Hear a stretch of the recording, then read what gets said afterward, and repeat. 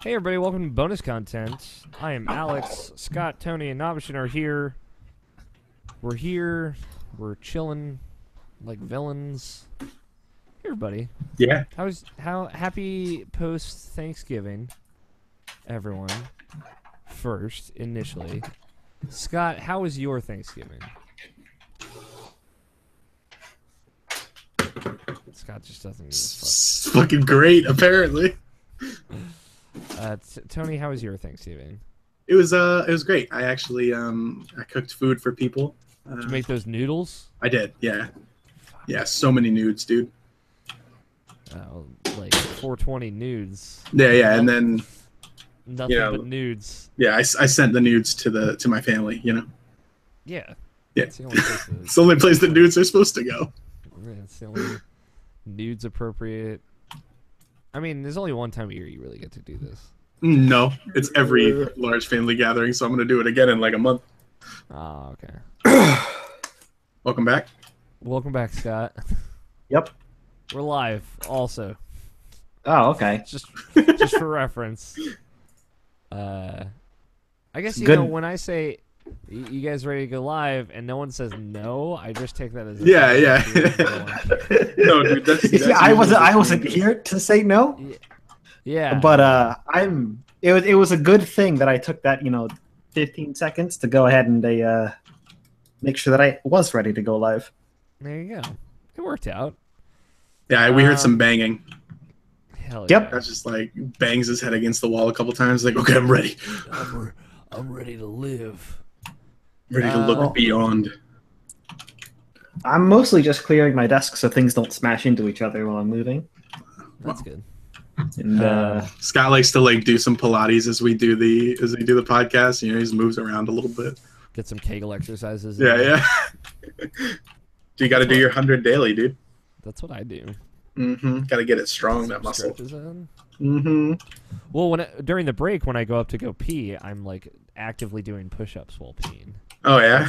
That's what you don't see on the podcast. We need a second screen experience this time. Honestly, the weirdest thing about our Extra Life Extravaganza episode is that I didn't have to get up to go pee at any point. Dude, post that to pornhub.com/irrationalpassions. Yeah. It's a real page. Check it out. Anyway, I'm glad I would hope it isn't. Tony, what are you thankful for? That whole thing that we've been doing this whole time. This whole bit that we're in. Yeah. This bit is the only thing I'm thankful for. Scott, how was your Thanksgiving? That was pretty good. Any That's all you get. Okay. Fuck you. What I'm What are kidding. you thankful? What are you thankful for, Scott? I'm off the cop out. Okay. And copy you. Say you guys in the show. That's not even what I said. I said I was thankful for the bit, so it's not. He said he was I copying said- me. Yeah. Oh, Not Alex. you, Tony. Yeah, because Alex sent us a great text. Yeah. It was a decent text. I'm thankful for that text in particular. Listen, this is like literally the only time in my life Scott's been nice to me, so let me fucking have this. It's my job to make sure you don't get to just have this. No, thank you, Scott. Obviously, I'm thankful for that as well. Nabishin, how was your Thanksgiving? Oh, it was pretty good. Did you get that mac and cheese on? Always. I should have done that. Fuck yeah, dude. I'm like, I remember your guys' Thanksgiving traditions. Yeah, like this it. year the cornbread tradition was broken. Instead, it was just regular bread. All right. I don't know, like sourdough. Some kind of store-bought bread, free bread, one, what? but Okay. Butterbean.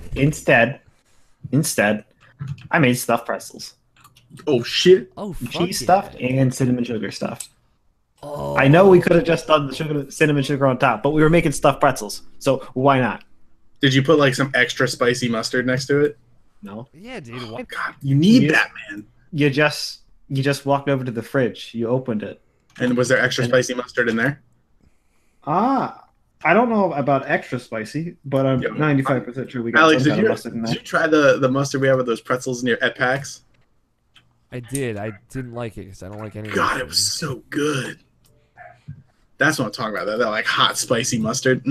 I mean, like, you know, I like tried mustard multiple times in my life, and every time it's just like, this is a disappointment. You're with me on this, right, Nabashin? You're not. Dude, you gotta take a big enough bite of that Totally with mustard that it like clears out your sinuses. You're like, oh yeah. Fuck, no, that sounds terrible. There's Now, gotta be I at are least just, one like, person in the chat that agrees with out me. of your That, Well, here's the thing about mustard. Mustard is that Like normal weird people. food that the texture of it is great, but Go on. Fine. the flavor of it, No, it's terrible.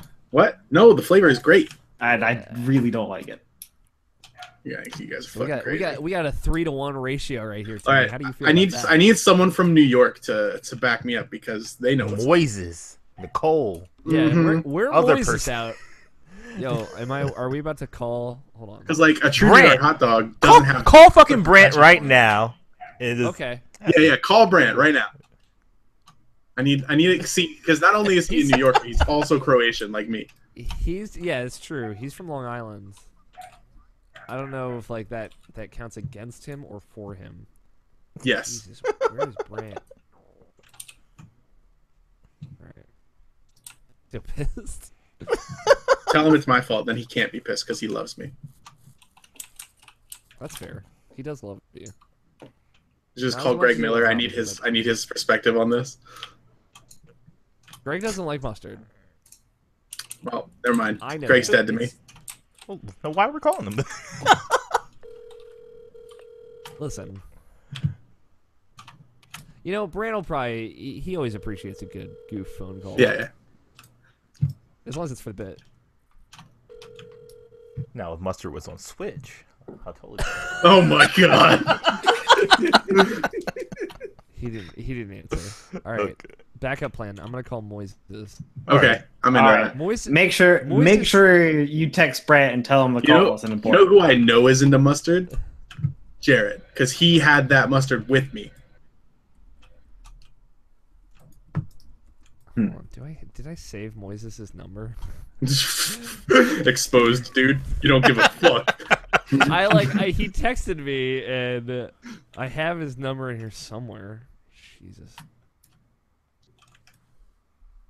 I think this is him. Yeah, no, Oh, shit. I'm guilty of that. Yeah, were you like, I'll save this. Well, it's not even that. It's I don't get phone calls. This is the I call number. Scott. I know this number now. Don't you dare, Scott. I call you. I want to talk to you. I think you're great. I sent this person a list. Well, yeah, of, yeah. You see, but I have your contact information saved. All right, well that's good. I have all of your. I hope contact so. information. We lived together, Yeah, and it hasn't I think I got changed. but aside from This might- you four and another six, This might just be another person. Hey Moises. What's up? Moises, you're live on Irrational Passions podcast right now. We need you to settle a debate because you're from New York. Oh, Jesus Christ. Okay. I was actually about to tune into the stream, so this is awkward. Well, yeah, it's not that awkward. Is mustard good or is mustard trash? Is what? Is mustard, like the condiment? Oh, absolute trash. Garbage. My Well- boy. and can you confirm that you're from New York and you think mustard is trash? Born and raised in Brooklyn, New York. Yes, indeed. Oh, that's why he's I from fucking love Brooklyn. you, Moises. Have a good night. You too. That's my boy right there. So I learned Uh, something today. New York people are stupid. Because Moises represents all of them. Yeah, he is. Yeah, he Moises is a- represents. Yeah. He is the we could cookie call- cutter example of a New Yorker. We could call Roger Picorni if you want to. Do it. We're calling people until someone says they like mustard. God damn it. I'm like kind of okay with this theory. This is what I'm thankful for. I mean, because at the end of the day, we just called Jarrett, and Jarrett says mustard's great, and then I'm right. But he's so. from Jersey. Okay. Let them I'm go. from Maryland and Las Vegas.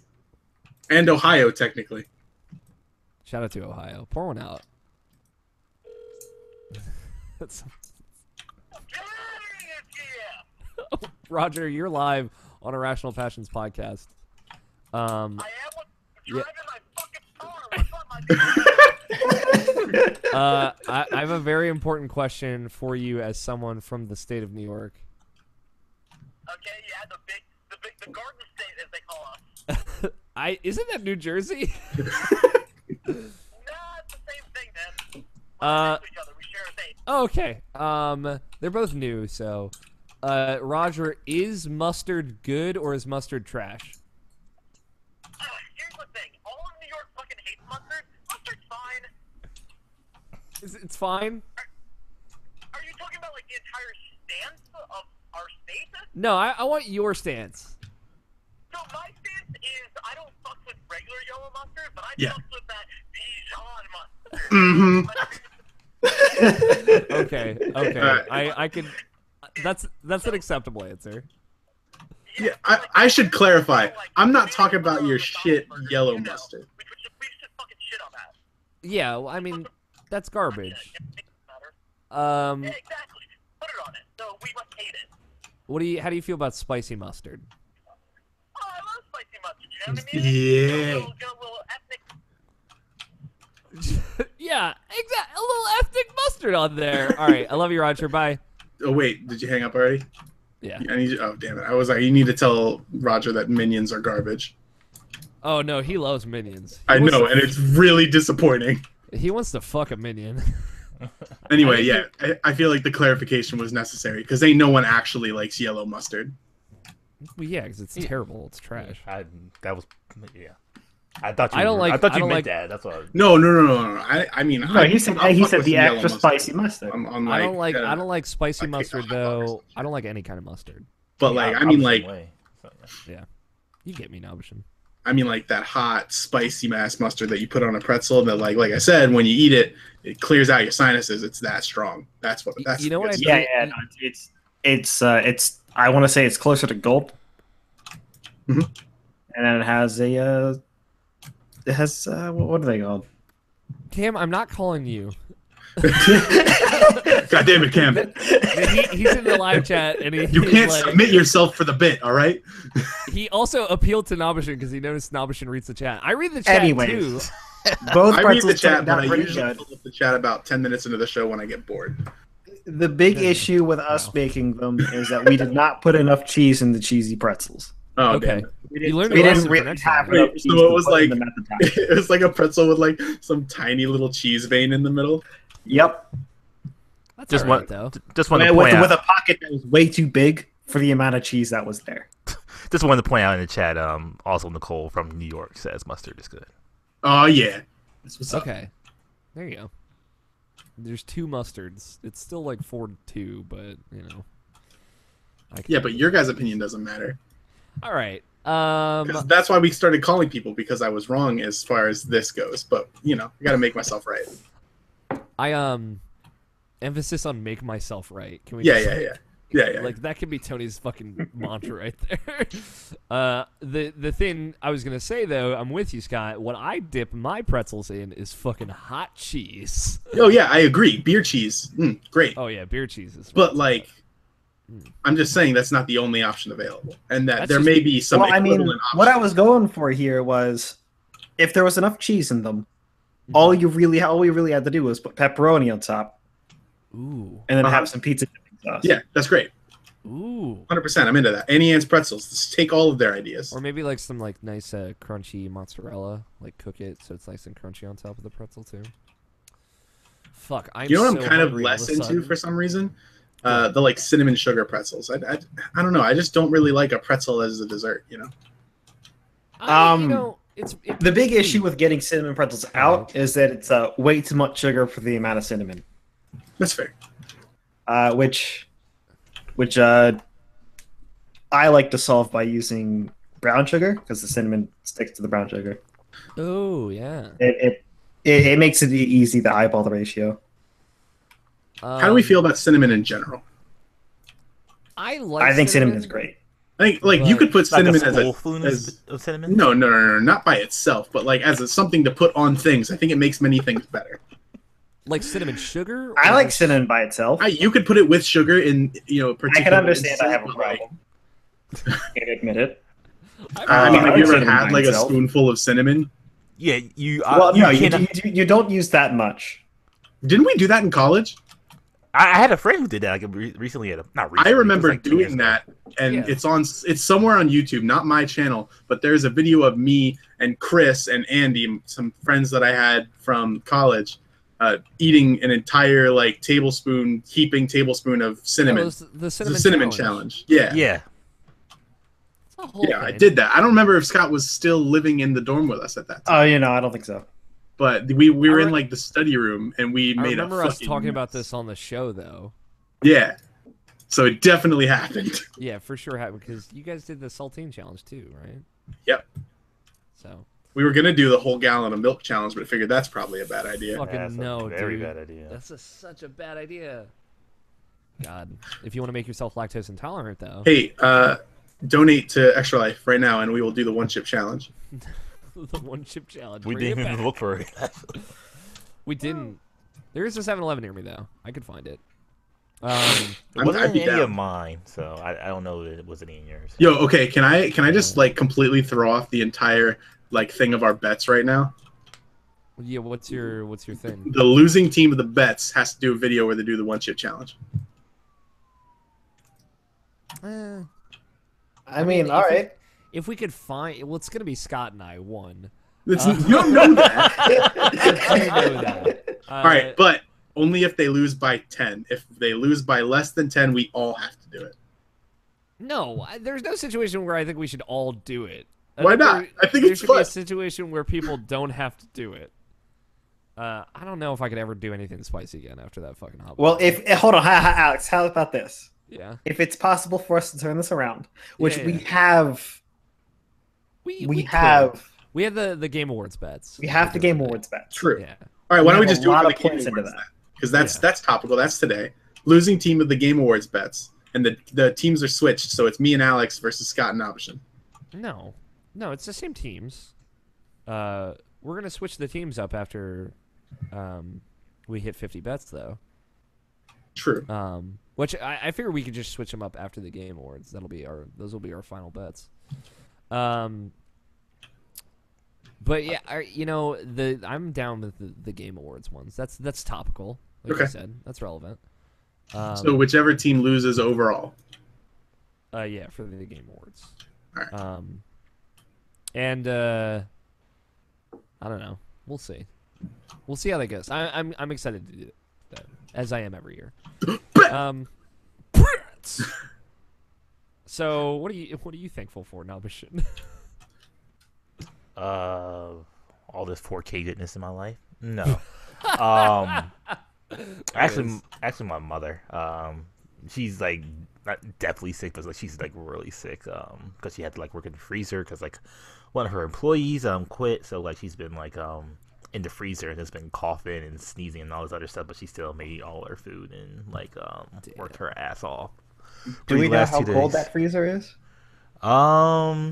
It had to be closed the entire time, so it at least had to be like around 20 degrees. Jeez.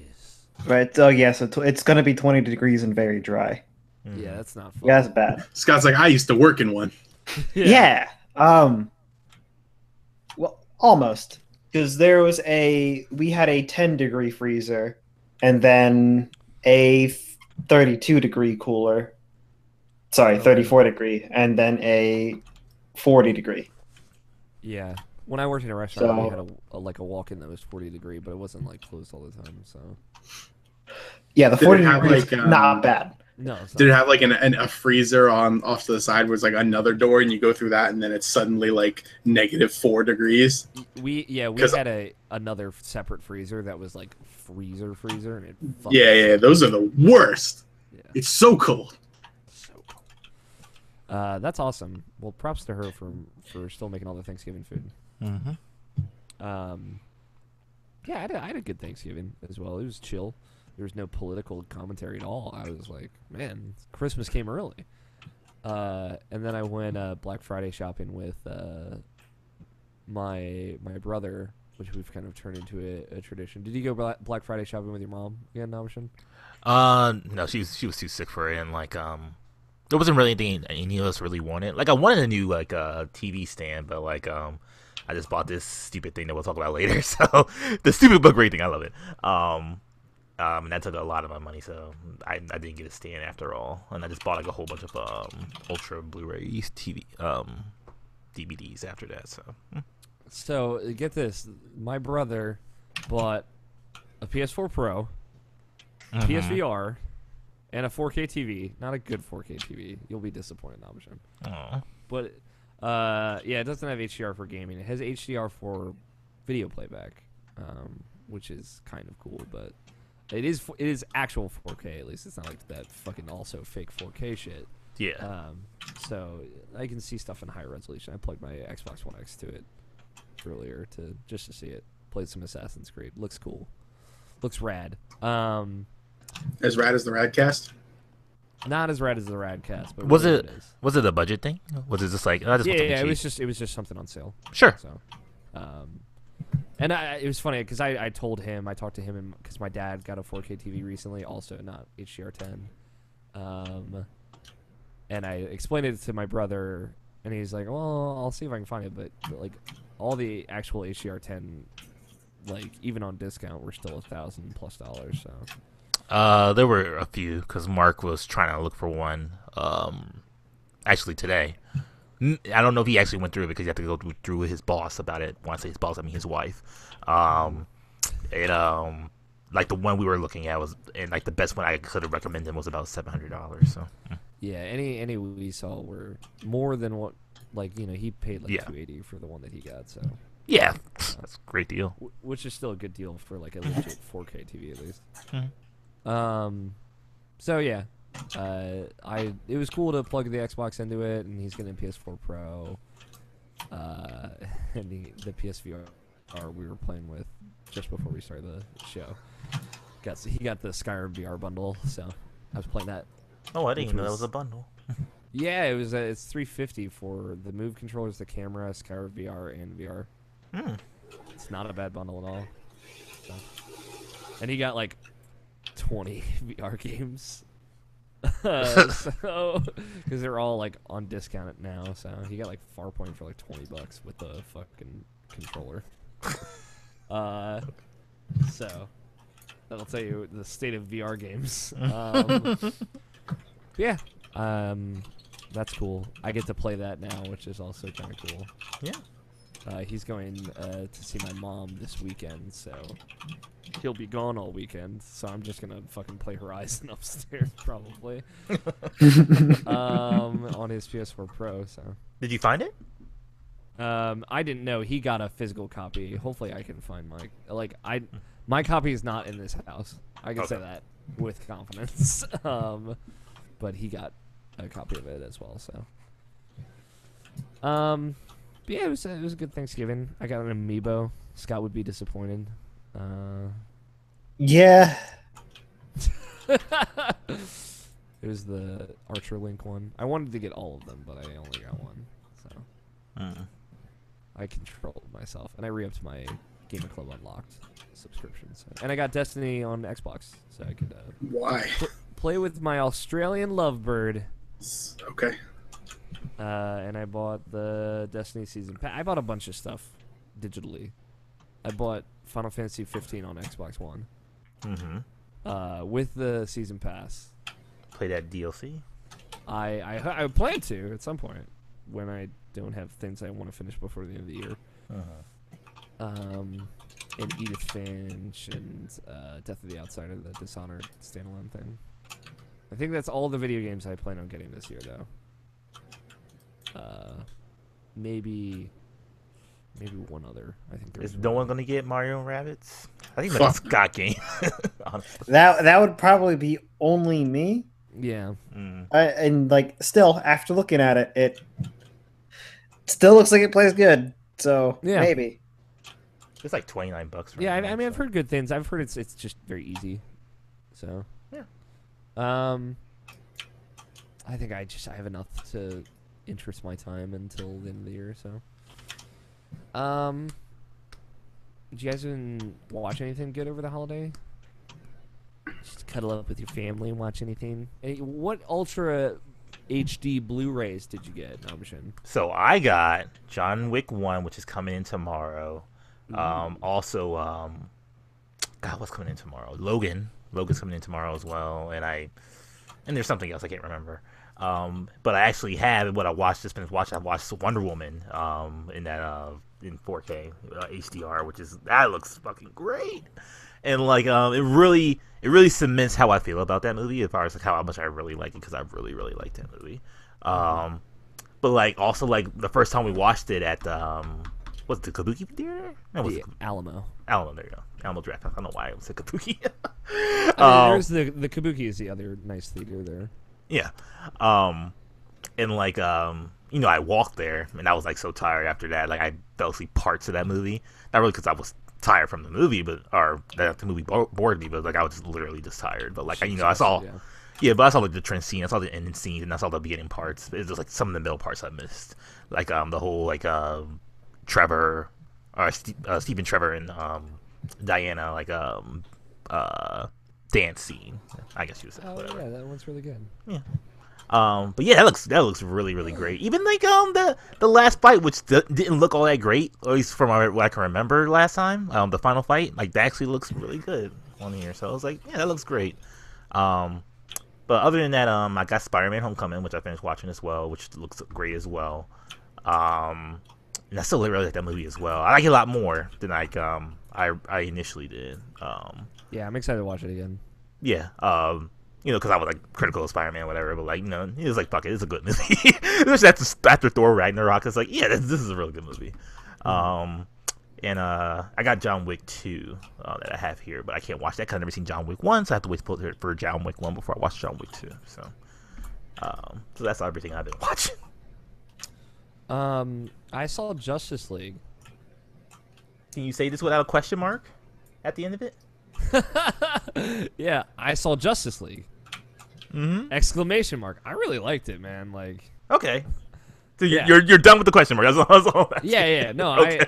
I had a great. Maybe it was just like I went in with really low expectations, I think that's part of it. But I liked all of it too. I liked the beginning, the middle, and the end. Mm-hmm. Wow, that's all the parts, dude. That's all the parts. Last 20 minutes of that's like the best Superman movie they've ever made. And yeah, I mean, well, again, the best Superman movie I've seen. How about sure, that works. Well, they as in the current Warner Brothers situation also. Oh yeah, for sure. Yeah, there was colors too. The suits had colors, and I thought they regardless of Ben Affleck's clear kind of uninterest in the being there, I thought like Batman felt like way more like Batman in that movie too. Yeah, I liked it a lot. Yeah. I had a great time. Yeah, I had my chat about it with Barrett, and I put my feelings out on there. So like, since I got all my feelings out, I'm at the point where it's like, okay, cool, just like. Yeah, I was really surprised because I was really worried after like we had talked about it. Because sometimes like in situations like that, it's harder to like something even if you would normally like it too. So, but maybe you just like knocked me down low so I could just enjoy myself. Either way, yeah, I really liked it. That's good. So, I'm happy. Yeah, I'm very happy. Like, I don't plan on seeing it again. I don't like want to risk taking away my enjoyment of that movie, by any means. But like, I just had a really great experience with it. But it does seem like something that you would want to see again, right? Because that's how I feel about it. Yeah, definitely. For sure. Like I'm not going to see it just for the risk of that. But like, if I get the chance to like watch it at home, I absolutely want to. Especially that last 20 minutes set piece. Yeah, it's very fun, very very fun. It felt like to me, it felt like Justice League, which I was really surprised by that. So yeah, recommended by Alex O'Neill. Take that with a grain of salt. But yeah, where was Barrett at with it? He had issues with it. I saw one tweet. He's pretty much the same length as me. It's more of like this would be a good movie if it was by itself and was the first one. But like, it's more of like I like mostly for me is like I can't ignore where we got from to get here. I like where we ended up, but like I can't like pretend like this movie did like this that that none of that stuff ever happened. So Yeah. it's like a little sticking point for me. But Yeah. Also, like, I didn't think the upper lip stuff was that bad. There were You know what? scenes Honestly, where I really noticed it, but honestly, I didn't even notice it the entire movie. I didn't notice it until someone pointed it out to me. I knew that I noticed like his face looked weird, but I didn't register in my mind. So that's just a me thing, though. yeah. I also really liked that opening scene, the found footage kind of thing. I did not. People hated on it. I mean, I don't know. I appreciated it for what the feeling it was going for. It is one of those things where it's like I love the concept of it. It's just like the execution wasn't that great. Yeah. I think again, it was better in retrospect for me, but yeah, that was the thing I watched. I also started watching the Punisher TV show. How's that for you? It's very good. Boy, does it go for some political commentary. Let me tell you. Have you ever thought about gun control? Well, you will after this show. And veterans, and I don't. It's very smart. Like, it's not doing it in a bad way. I don't want to give the wrong impression. I think it's doing it very well. It's very good. Recommend. I've only watched the first 4 episodes, but which is astonishing that I haven't just sucked my life into any one thing, as I often do with Netflix shows. But trying to not binge watch it, and I've enjoyed it a great deal. Scott, you watch anything good? There is a sci-fi movie I don't know the name of that was all right. Okay. But I mean, I only watched a quarter of it, and it was all right. Okay. What do you know? Who was in it or anything about it? Like, listen, it's a sci-fi movie. If I tried, we'd be here for an hour, and you still wouldn't understand. True. And then, let's see. We all know her name. Okay. There's like 20 questions. There we go. There we go. The only actor that I knew the name of, and that is pretty much after people told me, Rihanna. Apparently, she was in there. Was it Battleship? All right. It was not Battleship. Okay, that's the only sci-fi movie that I know Rihanna. No. This movie apparently came out within the last 2 weeks. Huh. So apparently, Rihanna likes doing sci-fi movies. I guess that's weird.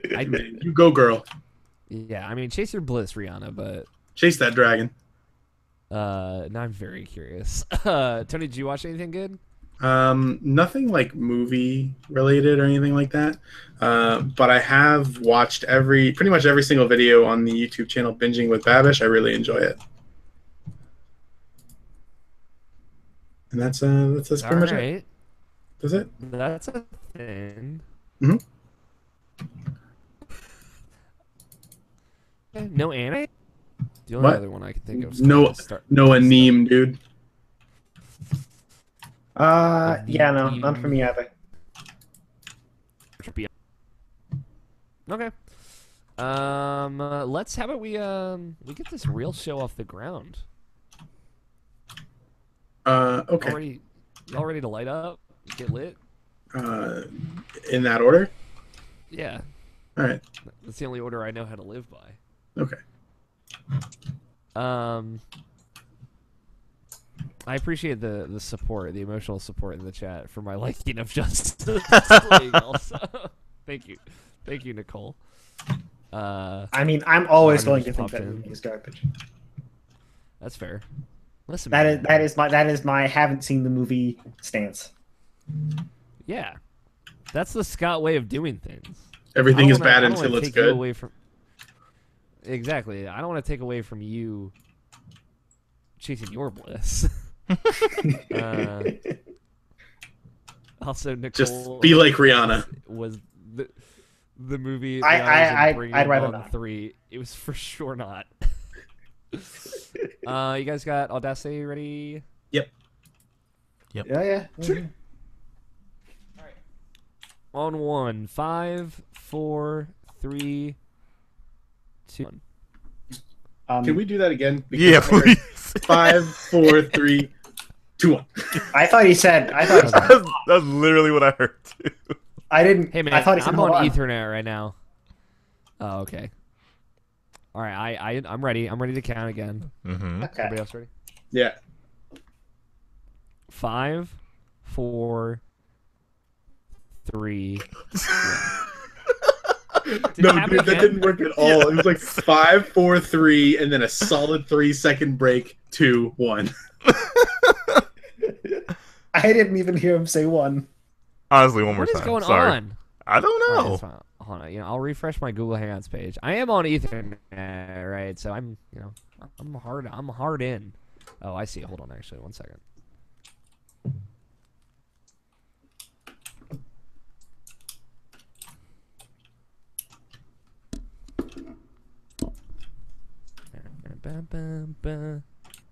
Give me a sec, guys. Let me get my hard on. What? It's the hardline internet. Do you guys get it?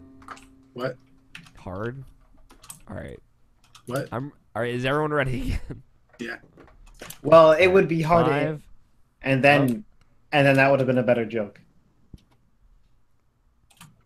But did you get it, though, Scott? All right. 5, 4, 3, 2, 1. All right. All right. Yeah, that was good. Okay. How many counts? 1. 1 counts to 5. Get that ready.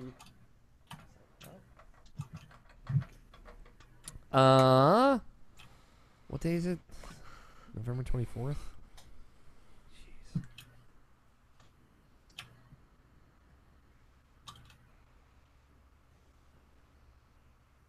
Jeez. Did any other news happen? I figure we would just like skip the news for the most part outside of Valkyrie Chronicles. And just Well, do we the kind of other also stuff. skipped last week's news. Yeah, but we incorporated it all into the show very cleverly.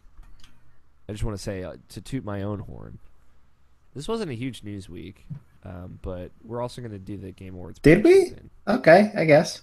Yeah, we talked about the Battlefront stuff. We talked about NPDs. Okay. There was a couple other things, yeah.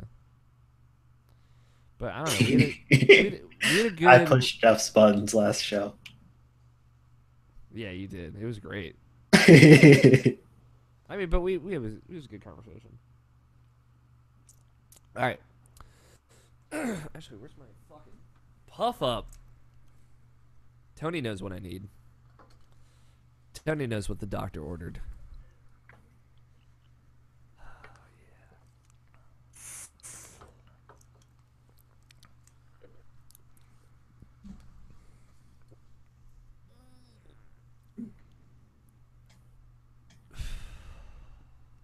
It is Friday, November 24th, 2017, and you were listening to the Irrational Passions podcast. I'm your host, Alex O'Neill, and joining me, co-hosts this week, as always, Scott Guthier. Hello. Tony Horvath. Hi. And Brian Nabashin Jackson. I believe in truth. I'm also a big fan of justice.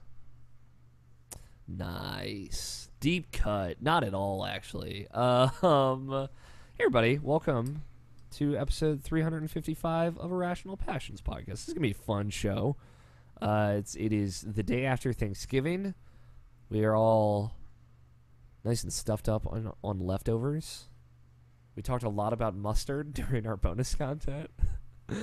During our pre-show warm-up content. And we're gonna do some fun stuff. We got a lot of games to talk about this week. Hopefully it won't be as long as last week's episode. And this week we are actually going to do some predictions, as we do every year, as to what we think will take home the wins in the Game Awards. Jeff Keighley presents the Game Awards. And we're going to tie that into our bets, a thing that we do at the end of the show. It's going to be a good show. If you've never listened to Irrational Passions podcast, I think this one's going to be a banger. It's a good starting place. I'm not getting a lot of support from the peanut gallery. Hooray! That's what I wanted to hear. Thank you, Tony. Thank you for bringing it. Mm-hmm. Let's kick things off with some housekeeping. Over on IrrationalPassions.com, a few things up there on the site.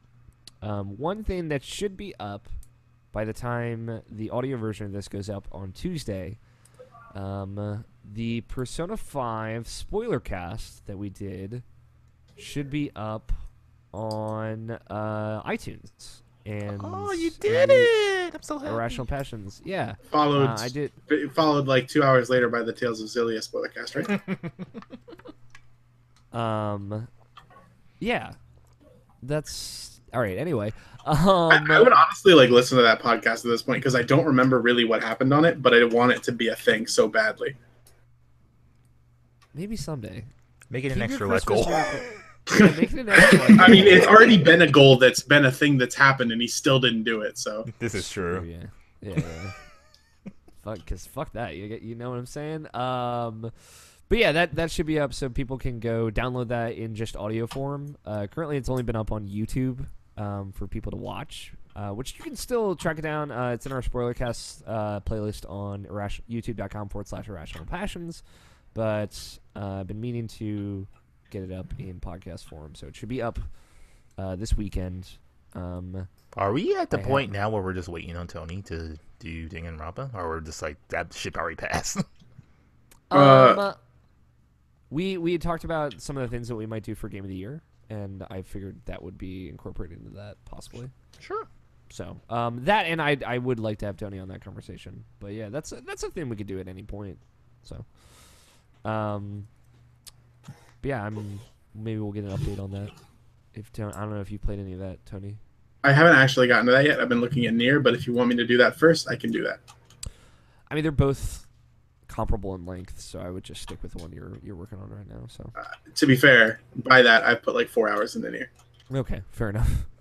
It's up to you. I would say just go with one and stick with it until you finish it, and then swap to the other. But other stuff that'll be up on Irrational Passion is a new episode of Input.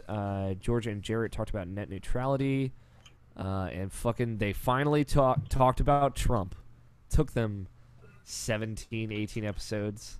I DM'd them. I'm like, I'm surprised it took this long, if I'm being honest. And if you haven't read it yet, you should check out Jarrett's piece on Housemark. It's a very good analogy-based piece about comparing Housemark to Greek mythology. It's very good. Very, very, very good. And Housemark actually retweeted it, which I thought was really cool. So, go check that out, IrrationalPassions.com. Latest episode of Input. Last week's show with Jeff Chorney is up, which is great. Very long, but very good show. And that's it. Let's get into video. Right into the news. Yeah, let's go right to news. No, let's talk about video games. We got a lot of video games to talk about. I would like to go first, if that's okay. Sure. Okay. Never mind. All right. Go. No, please, Nabashin. Tear me down. I did skip you last week. That's what I was going to bring up. I was like, no, never mind. And I didn't notice because I think we were like already at 2 hours and 10 minutes at that point. And I was like, because I finished some stuff this week. I kind of want to knock them out. I also didn't play one of these things on my list, so I have a few things on here that I don't necessarily need to talk about all of them. But I finished Assassin's Creed Origins, which I talked about a little bit last week. How long was it? I've clocked in at 36 hours when I was done.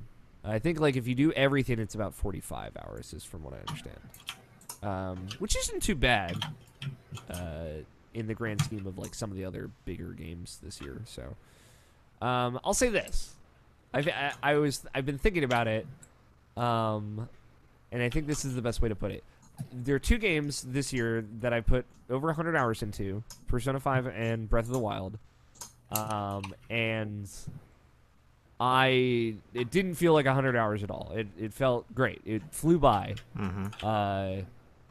and I put 36 hours into Assassin's Creed Origins, and by the end of it, it felt very, very much longer than that. Which, you know, so like when I was in it, like I would say the mid 15 hours, the 15 hours dead center, it was great, but it just drags at the end like super hard. There was very much a point where I was like, I just want to finish this game. So like, I'll say this: the story of the game is good to a point.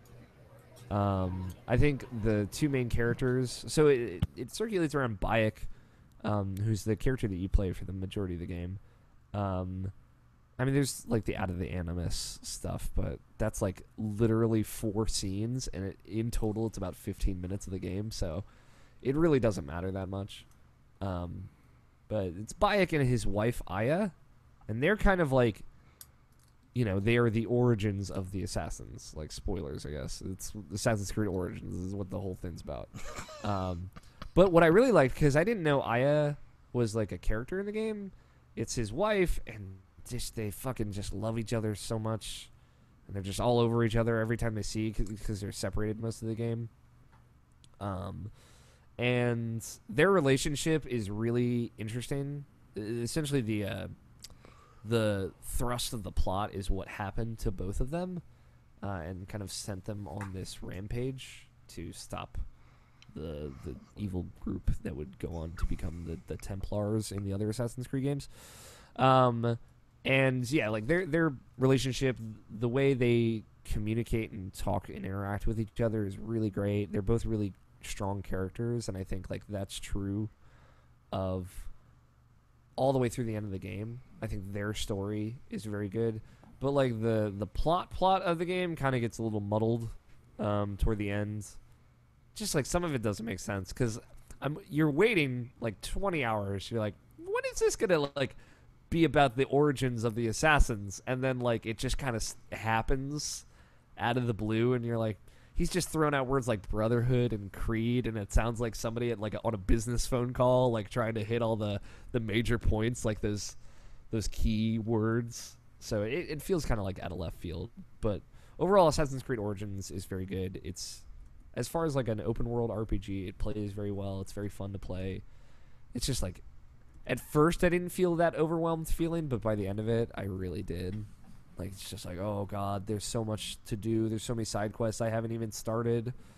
And I was just, yeah, I wanted it to be through. So I just powered through to the end and finished it. And that took kind of longer than I hoped it would. But it's very good. Like, I would compare the quality of the side quests to something like The Witcher 3. I think the voice acting and the writing isn't quite as strong, but the way that they're handled and the format of them and how it switches things up constantly, I would say, is very similar. Not as strong, but still, it's using a good base for what it's trying to do. I was very impressed with that game overall.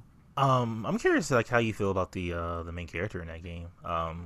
Because like especially this year, but like even last year, like it's been like a really like sort of weak year for like male protagonists. Like female protagonists have been dominating the conversation as far as like good characters in general.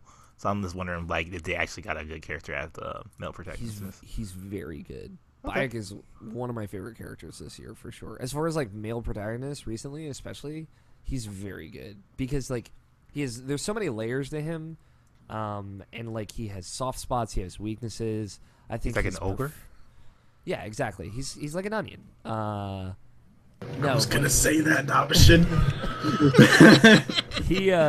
He's very good, and like, because like, you know, he's a soft spot for kids, right? Like anytime a kid, like there are some. What did you say his wife's name was?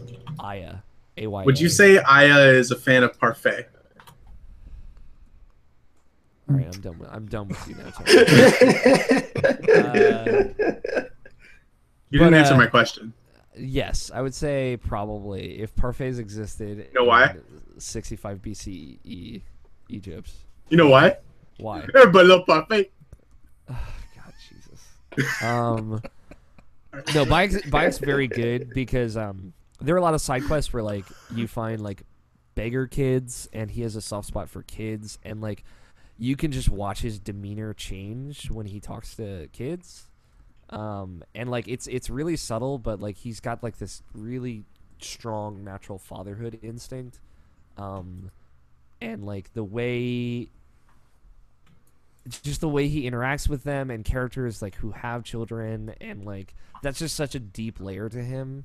And like it's more than just that. That's just like one that stood out to me, and like how he interacts with Aya, his wife, and everything. It's very good. Like he's very, very well done. Is he like Ezio level for you would say? He's better than Ezio, I thought. Okay. Ooh. Which is big because like Ezio had 3 games to kind of stretch his legs, but Bayek was kind of shit character in my opinion. I really liked Ezio, but like they established Bayek, and like I felt connected to him way faster than I did with Ezio, because like Ezio has that whole thing where he's like kind of like a playboy kid, and he's like his dad dies, and that's what he's like, oh no, and he gets so angry, and he's kind of like moody, and then he kind of comes into his own. Whereas Bayek, like the kind of reasoning for what he's doing is really strong, and I don't necessarily want to spoil it because they don't tell you what it is out of the gate. You find out after the prologue, but I was way more attached to Bayek and the way he interacted and talked to other characters like way faster than any other Assassin's Creed character.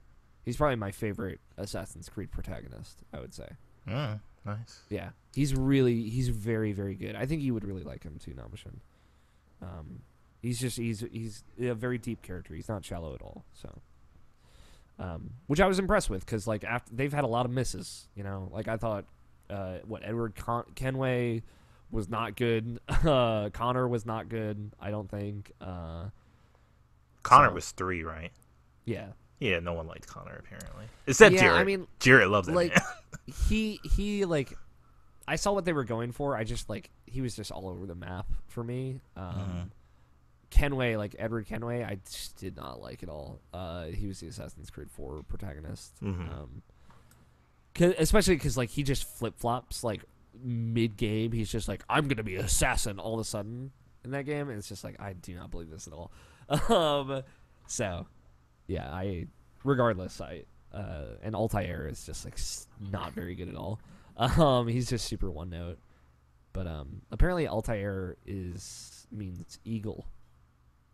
I found that out in this game in Assassin's Creed, which represents like eagle vision. There's also no eagle vision in you're an actual eagle. In Origins, you just become an actual eagle. I'll say the spotting mechanic with Sinu, the bird, the eagle, is very good. It's really cool how they use it. So I thought it was just a really cool mechanic, just in general. So it reminded me kind of like the Witcher Vision stuff in Witcher 3. That's like the kind of rhythm of that game is very similar to Witcher 3, because in Witcher 3 you talk to someone and it's like, all right, let me follow this Witcher trail, this Witcher Vision trail. In Assassin's Creed Origins, it's like, all right, let me talk to someone. Okay, let me send my bird to find this guy, and like that's like every side quest, but it's still, they managed to mix it up and do things really well. So game's good. I didn't love it, but I did like it a lot. So cool. I'm glad I played it. I played the new hero in Overwatch, Moira. She's very cool. Yeah. Oh, you did? What'd you think? I just did the training with her more or less to see the feel for her. I like her a lot, actually. Yeah, I really like her too. She's really cool, not just because she's like got the ball and everything, but her healing is a resource, right? She has to recharge healing by doing damage with her like energy drain attack. Which I think is cool because she has to be aggressive in order to be a better healer for her team. Kind of like how Doomfist has to be aggressive to build his own defense up.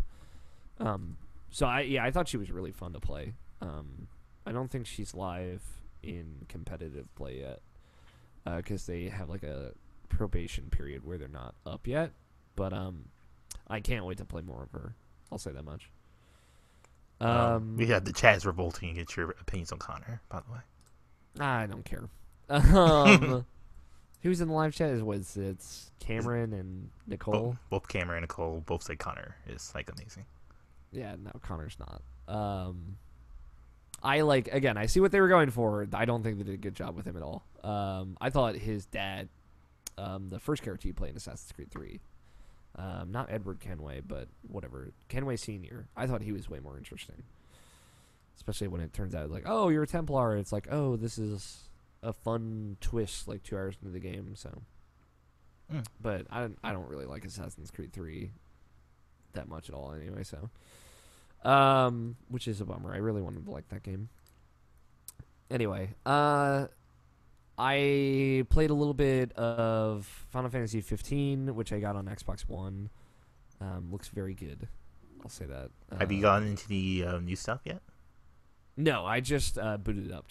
I played like the intro opening missions to get to the car, get your car back, and then because I got a few things on Black Friday sales. There's a lot of good digital sales, so I got Final Fantasy 15 and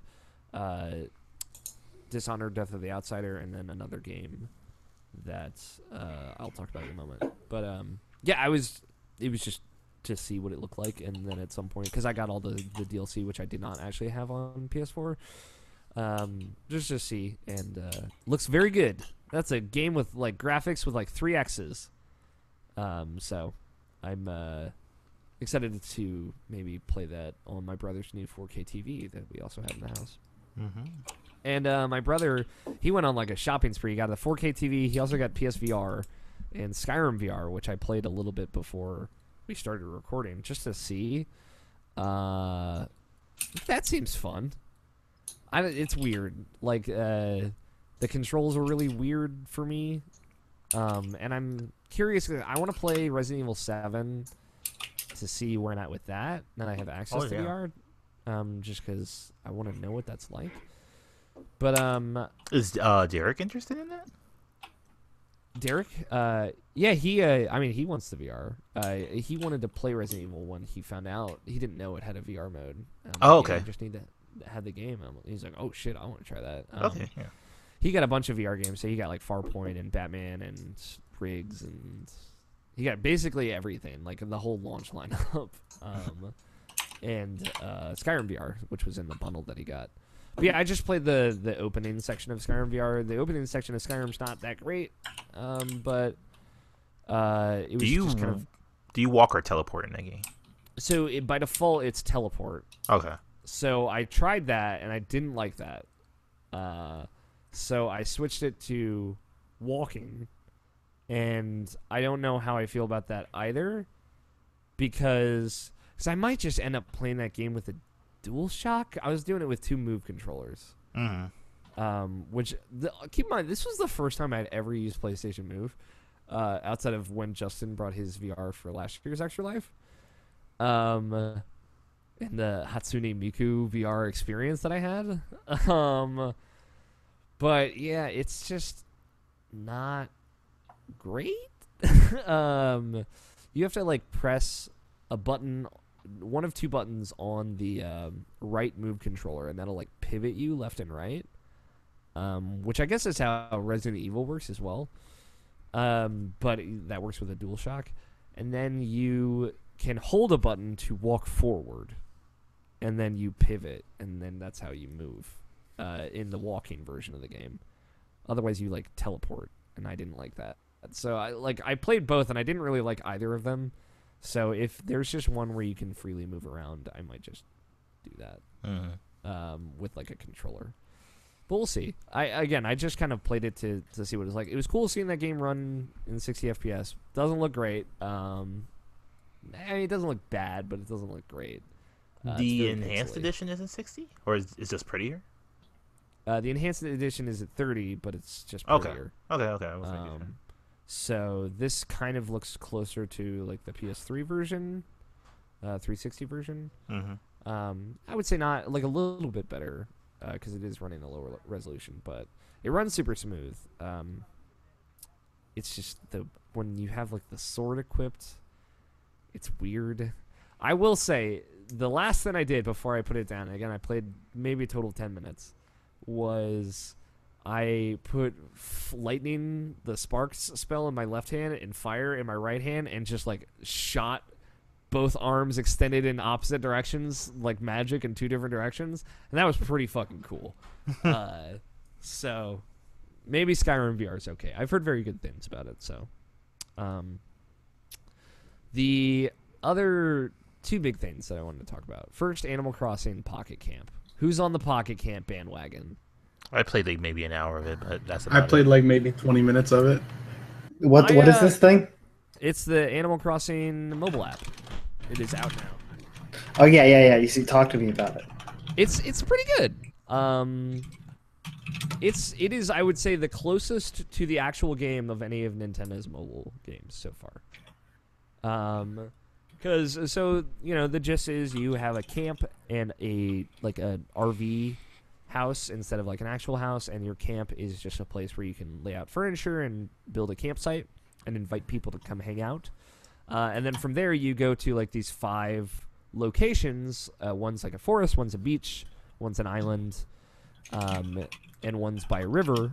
So basically like the locales you would see in one single town in an Animal Crossing game, but there are like 5 separate areas. They're very small, but you could go fishing in the river, you could go fishing on the ocean, like on the beach. You could go to the island to catch bugs, or you could go shake trees and get fruit and talk to animals, and it's like fully controlled. It feels like Animal Crossing, it looks like Animal Crossing, but designed on smartphone. And I haven't gotten too much into the microtransaction-y stuff, but as far as like a Animal Crossing experience on mobile, it's surprisingly really good. You can like expand your RV, I don't know what they call it, like your van, I guess, and then you pay that off as a loan, so you can get like a second story to your van and whatnot, and you pay it off with bells. The big change is primarily what you're doing is like doing errands for other animals, right? And they'll give you, by doing those errands, you'll build friendship with them, right? And your friendship total, like across all your animal relationships, goes to your level, right? And like depending, each level is like a threshold to unlock more furniture that you can craft. So all the stuff you would craft, or unlock more animals to talk to, or invite to your campsite. Yeah, this sounds kind of like a full Animal Crossing game. Yeah, I would say of a different style. Mm-hmm. Very much. It feels like a smaller scale Animal Crossing. I think like if you dig Animal Crossing, and I know you do, Scott, it's worth checking out. At least it's free, so the big changes are like, so there's a marketplace where you can go and buy clothes and different pieces of furniture and stuff every day. But you're crafting furniture, which you use with crafting materials, which you get for running errands, and bells, which you get for running errands for other animals. The big thing is you can't invite an animal to your campsite until you have a specific piece of furniture that they want there. Because I guess like everyone is all these animals are super entitled. Like I'll hang out, but only if you have this really dope couch that I can sit on. And it's like a specific. Okay, so they don't take it from you. Fantastic. Yeah, no, they don't take it from you. They just want they want it to be there, or else they're not going to chill. I don't really understand the benefit of having animals in your campsite. I think it builds their friendship faster, but I don't know. But it seems fine. Like I've played maybe an hour of it. What did you think, Nabishin? I only played a little bit of it, but like it seemed comparable to like what I've played of like New Leaf. The little bit I played of that. Mm-hmm. I know my friend Katie, the Animal Crossing expert, or the biggest one that I know. She's been getting into it, and like she really wants me and Mark to get into it. I don't know. Like I don't know if I'm ever going to get into it, but like Mark seemed to actually played a little bit more of it than I have, and like he seemed to be liking it as well, to the point where Katie wants to look for New Leaf so they could play it together at the same time on the 3DS. So I don't know. Yeah, I will say like I've been pretty impressed with it. It's worth checking out, Scott, when you get the chance. You can download it right now. I don't know if I'm trying to cut down on noise. I got you. Yeah. My experience with it was okay. I just haven't had an opportunity to like sit down and like look at it. You know, I did the whole tutorial thing, and then as soon as that ended, I was like, okay, and I'll do this later. Okay. Yeah. It is a game that you can kind of play for 5 minutes and then put down. I've heard that people like that the kind of like the thing all phone games have, where you do a certain thing and then after a certain amount of time you get some more things to do, like daily resets of like what you get rewards for. That's pretty short in this game.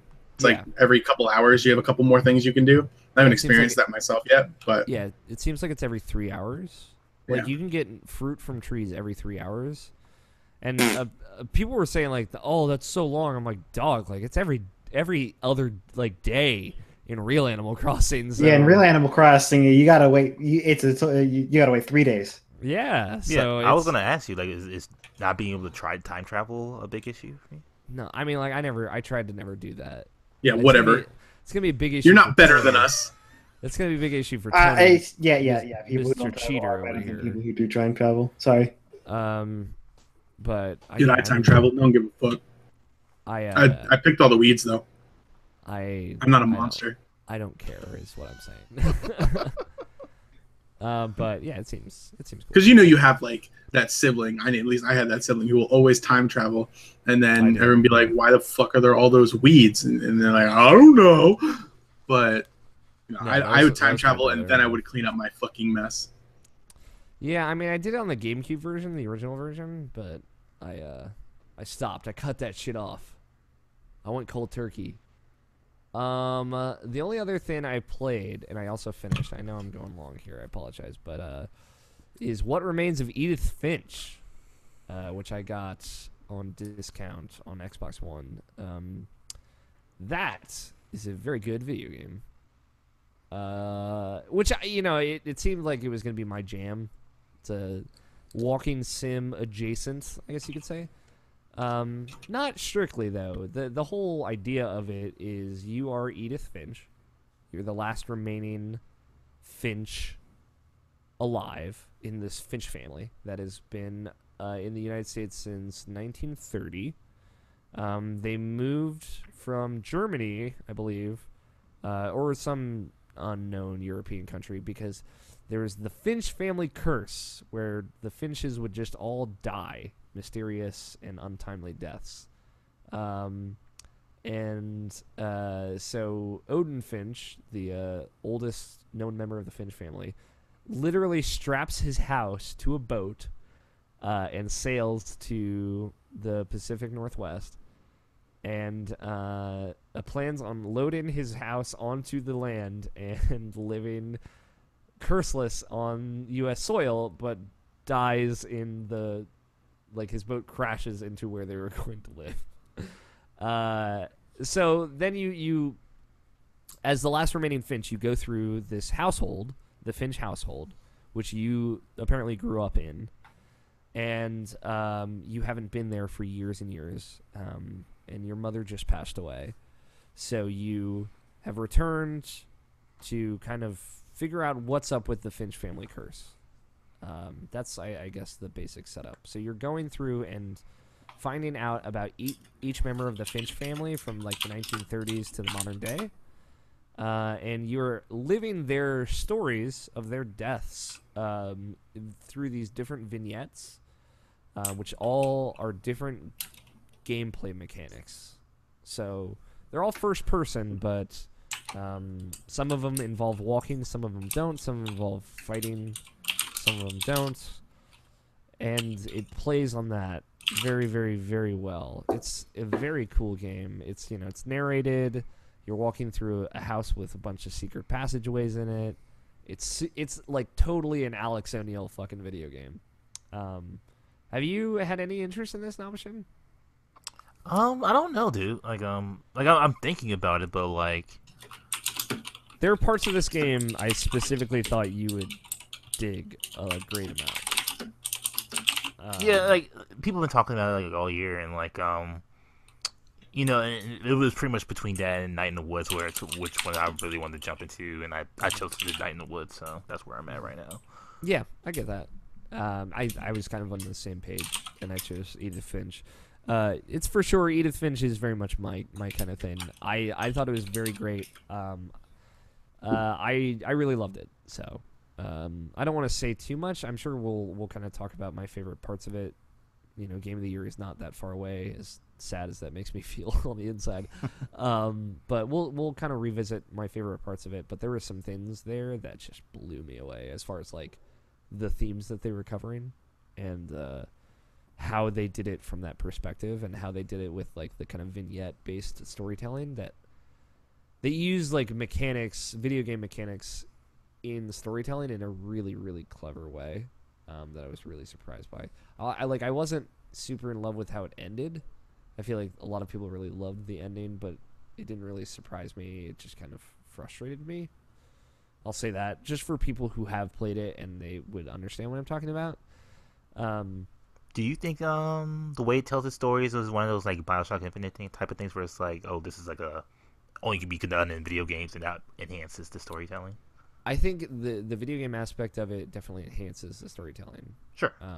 Especially like my favorite vignette in that game is like brilliantly video gamey and also like brilliantly me, like in the way I kind of think about things.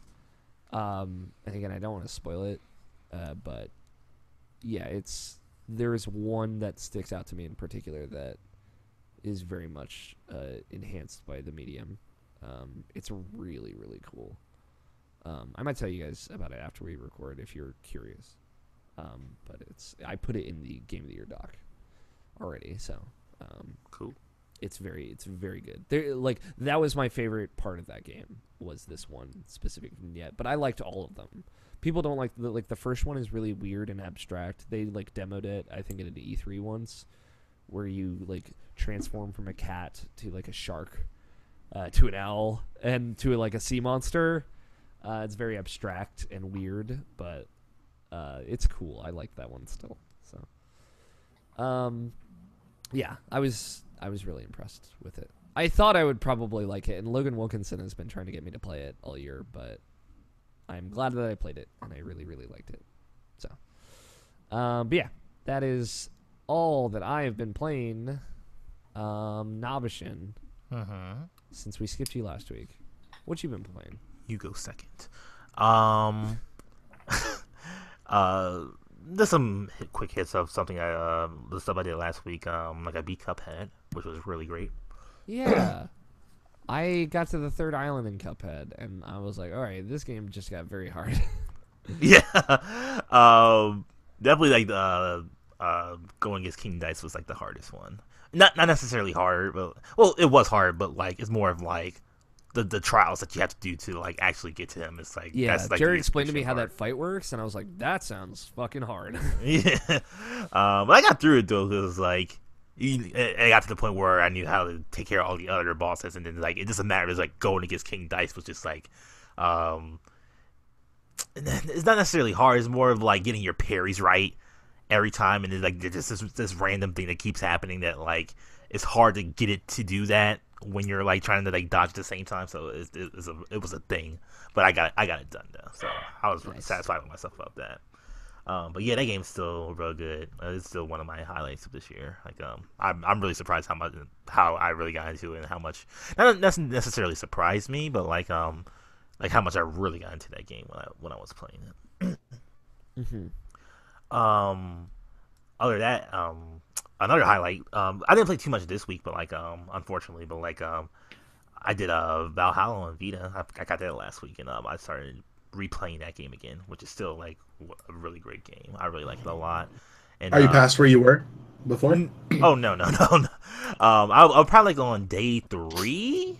Okay. Or 4 on PC, and like I just finished day 1 on gotcha. On okay, so you got plenty of that game left. Yeah, so I'm really excited to get do more of that stuff. The port is actually really good too. Like it's like really small. It's like that's good. I don't think it's not even 300 gigs. Like the only real issue about it is just like knowing when you can use when to use the D-pad and when to use the touchscreen. Touchscreen is mostly just for when you're bartending, but like More or less everything else is for the D-pad, other than like when you're like scrolling through like her messages through her phone when you're at home or stuff like that. That uses the touchpad as well. So it's like that's the only little confusing part. But other than that game is like flawless on that, and it's really great. That's awesome. That's cool. Yeah. It's nice to like lay down my bed and like play that game. So that seems like a good fit for Vita too. Definitely. So the stuff for this week. One thing I wanted to like highlight. On my TV, like there's an app for Steam Link on there. I just said fuck it. I just fired it up. Like I didn't know it was even there. I just checked in one day and it was there, and it totally worked. I played Owlboy like for like a good like 30 minutes on there, and it was like, oh wow, I could totally play Owlboy on here and like actually like have it on my TV, and that's fucking great. Everything worked on there too, as far as like if you can use a controller. I just had to plug in my Xbox One controller into my TV, and like everything was running smoothly if you use a controller. I couldn't play Dream Daddy with that because you have to have like an actual mouse and keyboard for that, and I couldn't play The Witcher 1 on that either. I probably have to look for the mod to like try to play that with a controller. I'm sure it exists. Yeah, I'm pretty sure. But like I was shocked by like how smooth that runs on there. So like that's just like a really cool thing. You know, there's one other thing I bought and just played through the beginning minutes of an option I do want to just throw out there because it was on sale on Xbox One. Red Dead Redemption. Oh, what do you think? I just I played the first 30 minutes maybe. That's a surprisingly good-looking video game today in 2017. There are parts of it where you're like, ooh, but there are a lot of parts where you're like, man, this is a really detailed character model. And I like the acting a lot. I already liked John Marston more than any Grand Theft Auto character. Oh yeah, for sure, because he has a point to more than others. Yeah, like immediately, he just like his cadence, like the way he talks to people, his respectfulness is I like him a lot. But I have no real opinion. I just maybe at some point when there are less open world games that I want to play. Exactly. I will play that game. Yeah, for sure. Just want to throw that out there as well. I was looking at the sales and I saw Metal Gear Rising: Revengeance on Xbox One. I could play for backwards compatible. And I know, and I know that going on Xbox One X, it can actually hold 60 frames. So I was like, oh, maybe I should do that. Just replay that game. So yeah, maybe. So other games I've been playing, beat Sonic Mania again. Nice. Beat it with Tails. That game's still real good. I fucking love that game so much. It's so good. Are you gonna get Sonic Forces? I don't remember. I'm considering it. I'm considering it because like. Have you been watching the Game Grumps play? I've absolutely been watching the Game Grumps play it. I had no idea what that game was, and like me either. And seeing how that game just opens, I'm like, oh my god, it's like some. It's kind of fucked up. Yeah, it's some weird shit in that game, which I really dig. Phenomenal Game Grumps Let's Play series, though. Oh man! I mean, how's the game folding out so far? It's like the game also doesn't seem that bad. I do want to throw it out there. Yeah. It seems fine. I'm not playing it, so I couldn't tell you how it feels, but like it just seems kind of easy, but not bad. Yeah, it's like a $40 game too, so it's not even like easy's fine for Sonic games. Yeah, like I'll take what I could get if it's in the Sonic realm of things. George Cruz did buy Sonic Forces on PS4, and he is going to be reviewing it for IrrationalPod.com. I did not, and we tried to talk him out of it. I'm like, this is probably a bad idea. He's like, I gotta commit to the bit, and I was like, okay. And like, George, this doesn't count as the bet. No, George, this is just a bad idea. And he's like, I already bought it. And I'm like, okay. So we will know. We'll have a review on IP at some point in the near future. So we'll know. Did he ever post his persona? He did. He sent it to me, and it's real bad in the best way. Okay. I'll try and find it. I'll send that to you guys. Cool.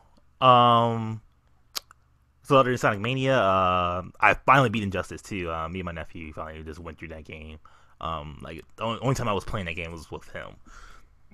Not that because like I didn't want to play, because I always want to play it, but like I just like it's just something we always wanted to do in co-op, and like we finally did that. And that story mode is like really good. Like Supergirl is my favorite character in that whole campaign, but like they don't do enough with her, unfortunately.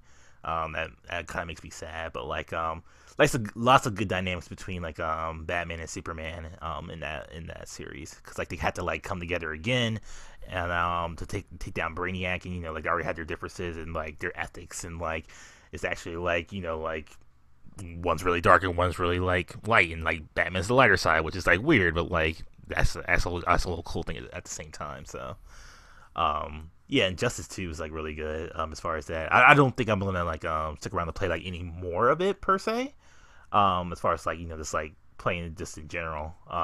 Maybe if my nephew wants to like play versus, but I have to get in their controller for that. I have to get around for that. But like yeah, that game looks fucking impressive too. Like I've said before with that game, like they do a lot of close up on faces because their faces look real good, but like it's like they close up There's so much moments, to it yeah. that is almost like gross. That's like it's just like way too close on Superman's face or way too close on Kara's face, and like you don't need to get that close. Like we know your shit's good. You don't have to put it like that close to your like face. This is like some weird shit that you're getting into. Yeah, no, I've seen like just like there. I think I saw like a Twitter montage of like weird close-ups in the Injustice 2 campaign. I'm like, ugh. How many Brainiac close-ups do you need? Yeah. How is Wonder Woman? Yeah, she's not that great in it. Yeah. Unfortunately. Mostly because of like ethics and type of thing. It's more of like It's about ethics and superheroes. yeah. Yeah, it's about where she stands and just like no, you're not making any sense. Feel bad. Yeah. How it plays out, all the lines, everything about it. Yeah. Real bad. Because I've been re-listening to some old episodes of Frame Trap, and they were talking about Injustice, and yeah, they were just not a fan of how she was characterized. Because apparently there's just like a scene where she's like, Superman's the strongest. I'm the strongest woman in the world. Superman's the strongest man in the world. We should be together. And then she just like walks out. I'm like, all right. I mean, you're not wrong. So, yeah, that sounds kind of frustrating. Because so the villain in that game is Brainiac, right? Yeah. Okay. So I really don't know that much about the story. I only know what you've told me, which is that it's all like the Nega Justice League universe. Yeah. And that now Brainiac is the villain and Wonder Woman's bad. So, and like, what we say Wonder Woman's bad? It's not like she's like. No, she's a bad character in that game. I mean, like bad character, but like not as far as like. I'm trying to think of the right We're not words. like in Man of Steel bad territory. It's just like. No, I don't even mean like that. I mean more You're talking like. about playability. No, not like that either. I mean like. Evil?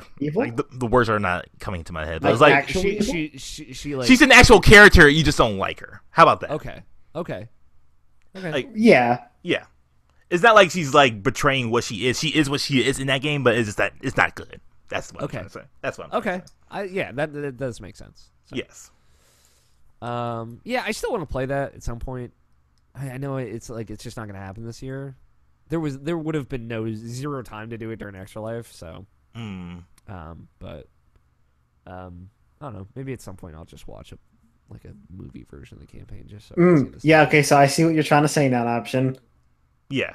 It still doesn't do it justice. I now see your problem. Would you say, Scott, it does it injustice? Okay, so Alex, here's I think I can do it. You So- didn't like my pun? I don't care about your goddamn pun. Listen, it was. We're trying to fix this. Okay. So, what he's trying to say, I mean, I got it. I don't think you did. Okay. We're not trying to say that she's bad due to any acting problems. She's not bad to any misdelivery of the words. Yes. It's everything else that is bad. Yeah. No, that's what I got it. I just wanted to make my injustice pun, and let me say, it was very good. Have you played any like the other modes in Injustice 2, Nabishan? No. Like I said, I don't know if I'm gonna go back to it because like I got other stuff that You got what preoccupied you myself. needed. Yeah. That game's real good though. I will say that though. Okay.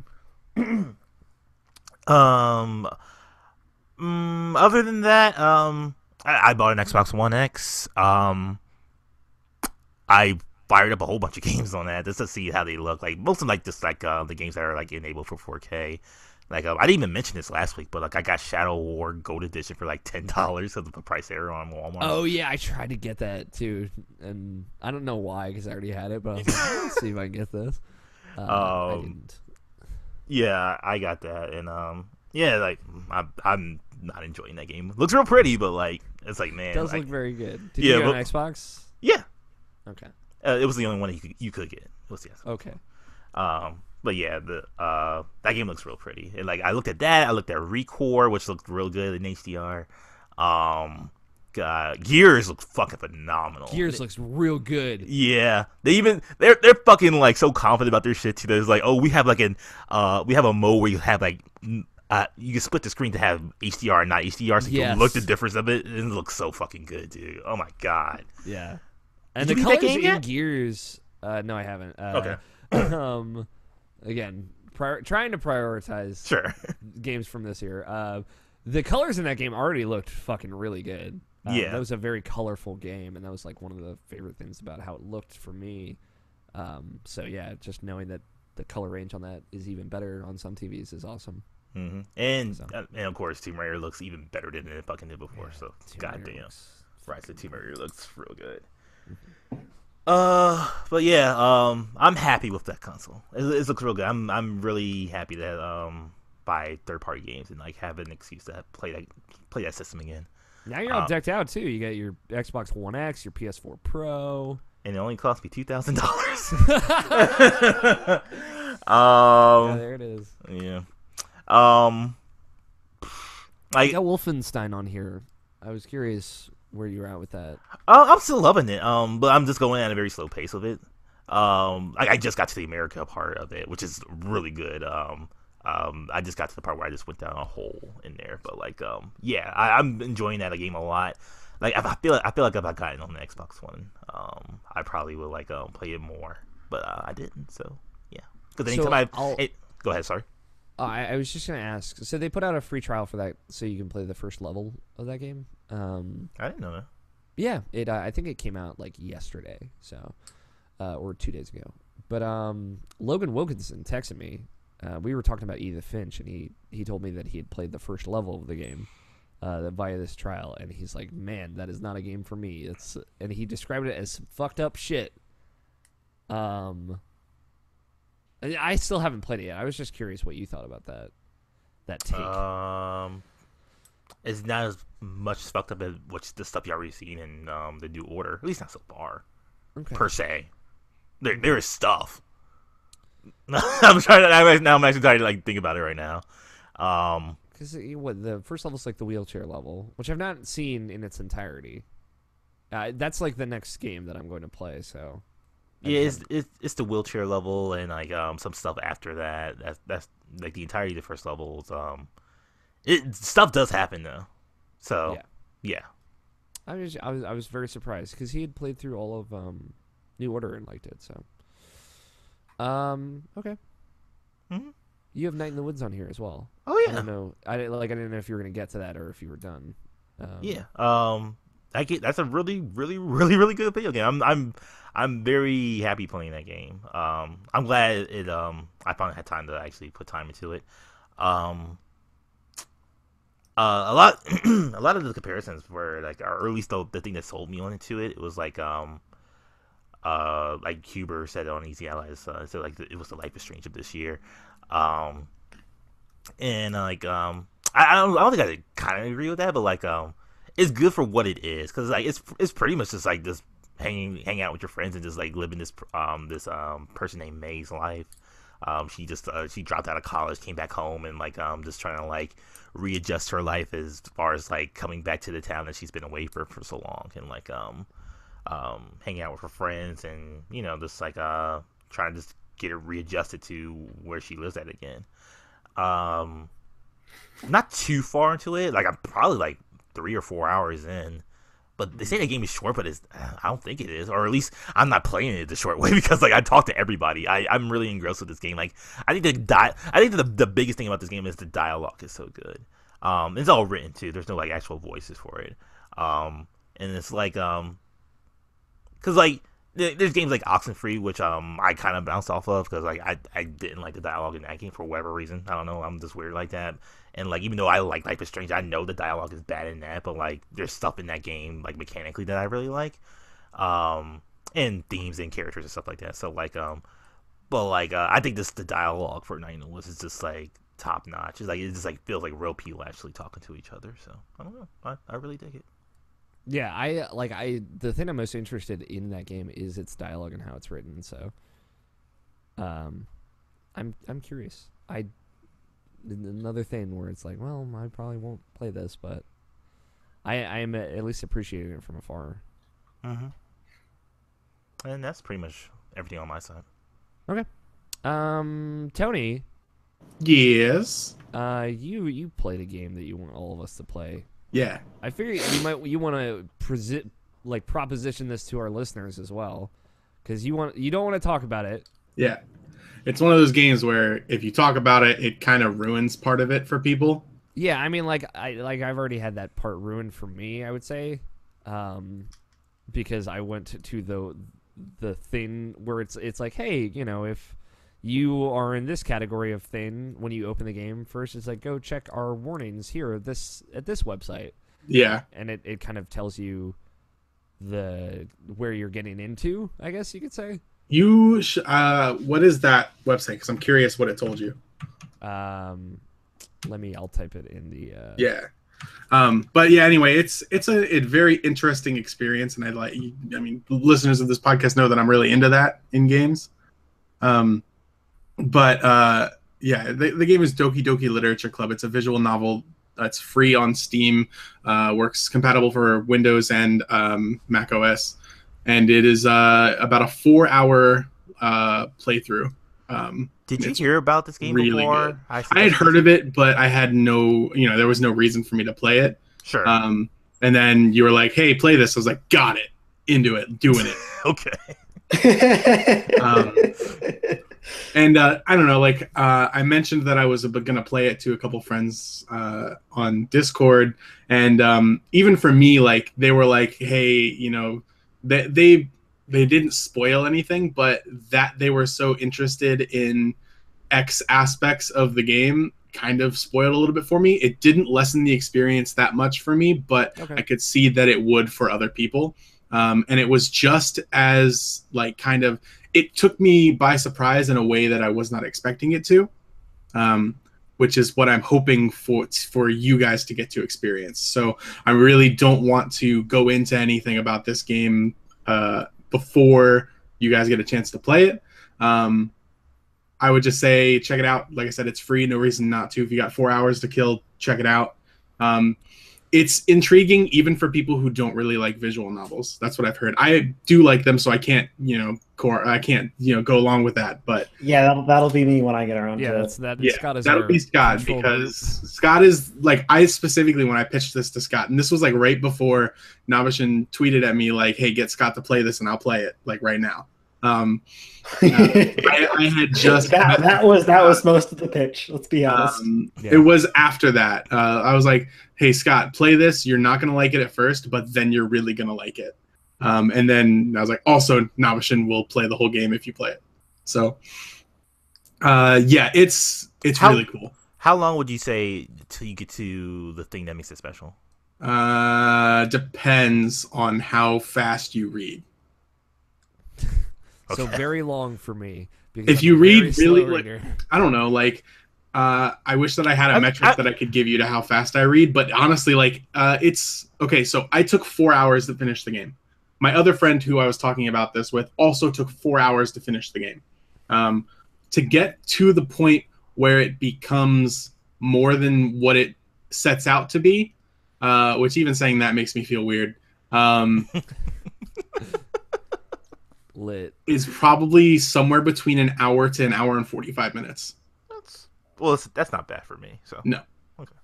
If you read fast, definitely an hour. Okay. But yeah, it's really something special. Yeah, I mean, I feel weird because like I feel like I know too much going into it, but I'm also Let curious me- to see. What Let me look at that thing real quick. Hold on. I'm curious to see like what that shapes my experience to be too. Because this. Okay. I like also that page where you have to like scroll down, Tony. Yeah, it's great. So. Yeah, I don't know. it's fine. I figured.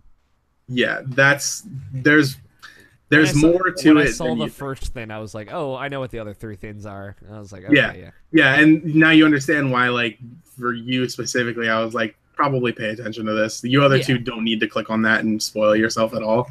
Yeah.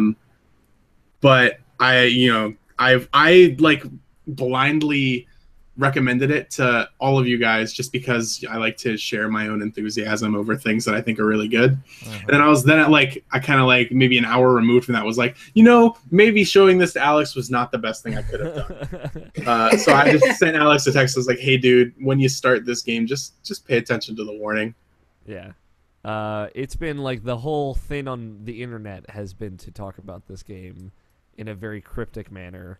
Yeah. Blessing Adeoye from OK Beast and Moises. Like Moises like live tweeted his experience with it, and it was just a bunch of exclamations. Yeah. That's a good way to do it. So yeah, I'm there is some folks have some interesting opinions about it, so I'm kind of curious to get context for it. So yeah, I'll try and make the time and play it. Maybe I can do it Sunday. Like I said, it's a 4-hour playthrough. You can get to it if you got 4 hours. Yeah, Edith Finch was about 3 hours, so like I figured if it's in that realm, I'll probably be able to. Yeah, it could take you a little bit longer depending on just how you do. Yeah, it'll probably take me a little bit longer than that, but that's fine. The other one thing that I wanted to stress, and I'll stress to anyone who's going to play this game, and all 3 of you, the game is not over until you see credits. Good to know.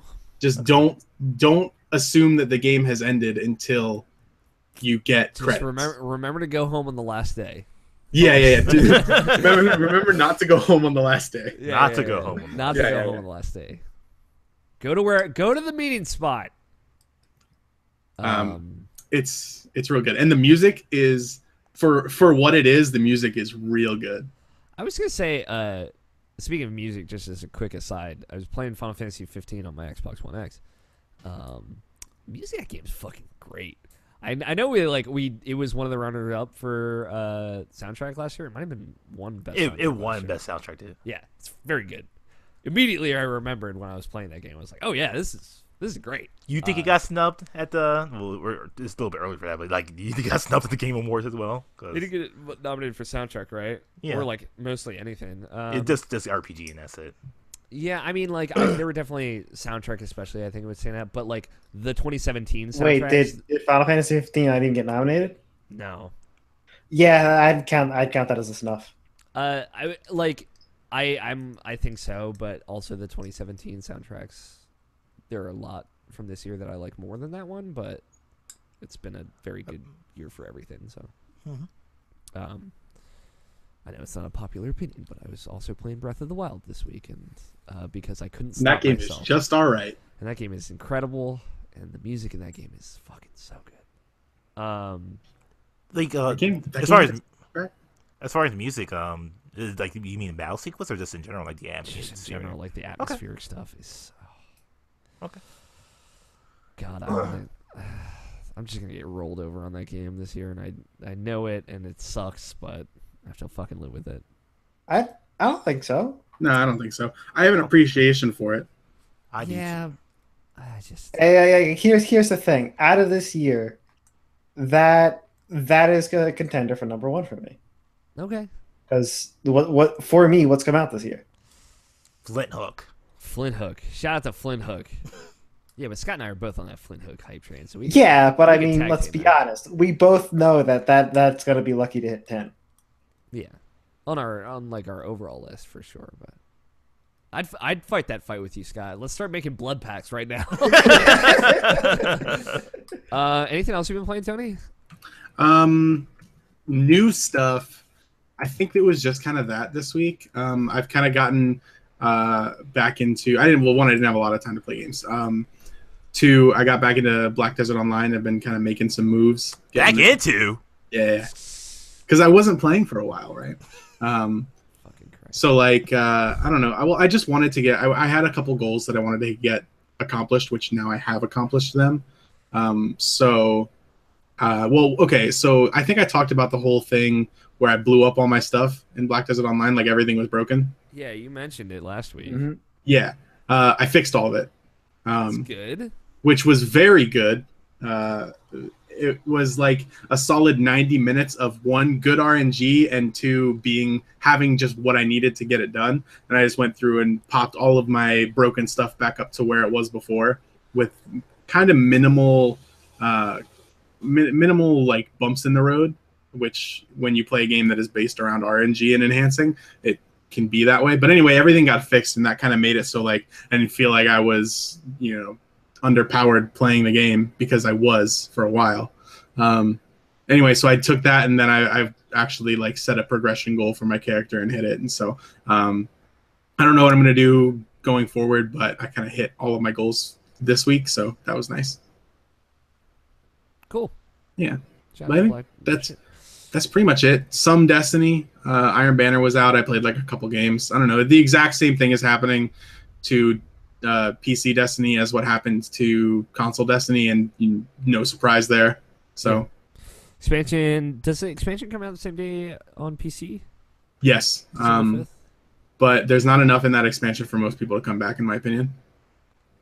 Okay, that's fair. I will go back for whatever the raid stuff is. Yeah. And to play the new story mission, so I'm excited for that at the very least. Scott, what about you? Play anything good? Play anything? Mainly more Mario Odyssey. Sure. Where are you at in that game? I beat the story, Okay. which is I now know a very important clarification. Which is Okay, so this is a 2080 game. 20% of that game happens during the story part. yeah. The other 80% is other shit. Yeah. There's a lot of stuff that happens to all the worlds after you finish that game. So, which The end of that game's real good though, isn't it, Scott? pretty good. I liked it. It's I thought really- it was, I had a fun time with it. Yeah, made me laugh. Yes, About it it though. did. Are you like going back through all the worlds now and trying to get everything? Yep. Now I'm just going in order, Okay. Yeah, that's what I going started on doing. through. Which What world are you up to? I'm only up to the second one. Okay. Yeah. I spent too much time in the Cap Kingdom. I think it really fucked with my pace on that game. Have you gone to the? Have you gone with to like the stuff that you unlock after the story? Yeah, that's what I mean. I went ahead and I did all of Mushroom Kingdom. That's done. Yeah. Everything. Okay, I did most of that. I don't think I did everything. That's That was very kind of cool. spoilers. That Spoiler. yeah, Mushroom Kingdom is probably the favorite level in the game. And you're saying it again, so It Sorry, it finally hit that in-game difficulty. I can mark it in the. It had way more Easter eggs than the game already had. Just all packed into that one level. Yes, I really like that too. I was not expecting. They even had the Yoshi on the roof rumor. Yeah. thing. That was awesome. I really like them leaning into the nostalgia plays of that whole kingdom. Sorry. I meant like the other Moon Kingdom, and because I haven't seen any of that stuff yet. No. You have to get. I'm pretty sure you have to fill. You have to fill. Oh no. 250 is the other Moon Kingdom, Yeah. and then I'm pretty sure there's a couple more. there's a 500 one as well. Yeah, there's a. Yeah. I think I unlocked that one as well, but I haven't seen it. How many moons do you have now, Bishan? I'm around 600 now. Okay. Still I got grinding that through that game, still loving that game. Real good. Yeah, I think I got to like 520, and I'm like, I don't really want to play anymore in this game. Was where I was at. So Yeah, you see what I was talking about last time. yeah, Because it's I think I think that the 2080 decision in this game was a poor choice for it. Yeah, I could. I think if they would have just gone ahead and upped the amount of moons that you were supposed to get in each level before moving on, Mm-hmm. and that then would, like, make going back to all of them easier because you have less stuff to get. basically, it's not just about that. It would have extended at the very least it would have greatly extended the early part of the game. Which remember, when I was in Metro City, I thought, and I was correct, that I was still pretty much in the beginning of the game. Yeah. But I knew something wasn't right, so I said, pacing's off. Mm-hmm. Yeah. I get where you're coming from. I think I'm with you on that So, one, Scott. and once again, that's also what I was saying about how the game controls and how everything's put together. It for it to do this, it has to be done so well that the initial story part of the game is a non-factor. Yeah, I mean, I still, like, I don't know if I'm on the same page. Basically, it's if there was no story mode to the game, Mm-hmm. would you have unlocked the 250 planet? Would you have gone and done that? I think I would have, but that's just because I would have wanted to know what it is. But again, like, I did it and because I want to know what it was, and then I haven't gone there yet, which I should, just because I want to know what it looks like. Same with the 500 one. So I think that would have been my driving force more than, like, the actual completion in me wanting to collect everything. So how many moons did you have when you finished it, Scott? I had about 178. Okay, because I had like 227. Yeah, no. In I there. had 178. Those I didn't know how much of the game wasn't go ahead and run around and explore these levels type of I didn't know how much of it that kind of game it was until I hit Metro City. So Okay. I just went where it took you. Okay. So I got jack shit. Gotcha. All right. But yeah, it only really needed just a little bit more. Yeah. Just the tiniest bit more. There are things that I think I would have liked in that game outside of just, like, more like the pacing and stuff, though. Like, I think for me a big difference would have been made, and this is, like, such a weird, silly thing, but I would have been way more into, like, a hub world. I feel like that's, like, noticeably absent in that game. I don't know if you're with me on this, Nobshin, but I am absolutely not. okay, because that's always been, like, my favorite parts of 3D Mario games is, like, I like Mario 3D World. Even, like, the world map I thought was, like, a good compromise for that. But yeah, I like running around the Mario fucking face in Galaxy 2, or the observatory in Galaxy 1, or Delfino Plaza in Sunshine. Like, I love all that stuff, and it's just, like, this boring, dumb menu in Odyssey, and it's like I brought it up on New Donk City Radio, actually, the episode that I was on. I think it was episode 2 of that show. It just seems super weird. But I think they do make up for it with, like, the design of some of the levels. But I just that would have done a lot for me. But y'all know I'm a sucker for a world. Yeah, so. it's because once again, what a hub world would have allowed them to do would be to cleverly reuse or change up the terrain. Yeah. And for me, that would be the biggest thing a hub world would be.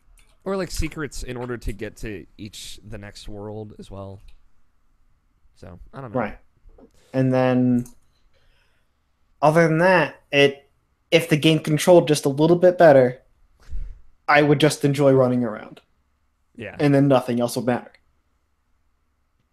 No. I'd collect to have an excuse to run around. I still am fine with how that game feels, but like I said, I get where you're coming from, at least. You gonna play Odyssey, Tony? I don't think Tony played it. Probably not. Okay. I don't know. I was like, Scott, when you're done, maybe I'll just steal it from you. But who knows? I don't know, like how into 3D Mario you are in general. Tony. I like Sunshine. Okay. Fucking love Sunshine. Did you play 64? No. Okay. You never had an N64, right, Tony? I don't remember having a Nintendo 64. I might have. I think I had. I don't think I had. No, I didn't have a 64. I had just the original Nintendo Entertainment System. And then we were a PS2 family. Got it. So and Hell of a GameCube. jump. Well, Yeah. GameCube as well. That's a hell of a jump still. Anything else you've been playing, Scott? I think there was a whole era there in the middle where my parents really wanted us to play sports. Ooh. So it was like Duck Hunt or sports. Duck Hunt every time. Yeah, dude. 10 out of 10 times. Nothing, Scott? Nothing really worth mentioning. All right. Destiny? Destiny? Well, we're at the point where we're 305. Yep. Okay. And Everyone in we've our done group is basically maxed out. everything already. Do you so have it's multiple characters, Scott, or are you just one? Yeah, I didn't realize you were at that point. no single. Okay. I don't like the other two classes really. You're a Titan, right? I'm a Titan. Yeah.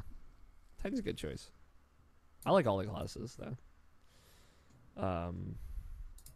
It's worth mentioning I got Destiny 2 on Xbox One. I mentioned it in the bonus content, but I didn't mention it in the show. Mm-hmm.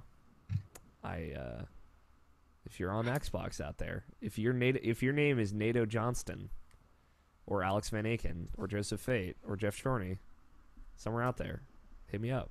Let's play Destiny. So just throwing it out there. How about we take a break? How's that sound? All right. We're gonna take a quick break. When we come back, we're going to talk about the Game Awards. We're going to basically go through the Game Awards nominations and predict what we think will win the Game Awards. And we can talk about some things that we think might happen during the Game Awards, just as an aside as well. Sure. Because I got some theories. This is one solid thing that I'm pretty sure is going to be announced at the Game Awards. So we will talk about that when we come back in just a little bit.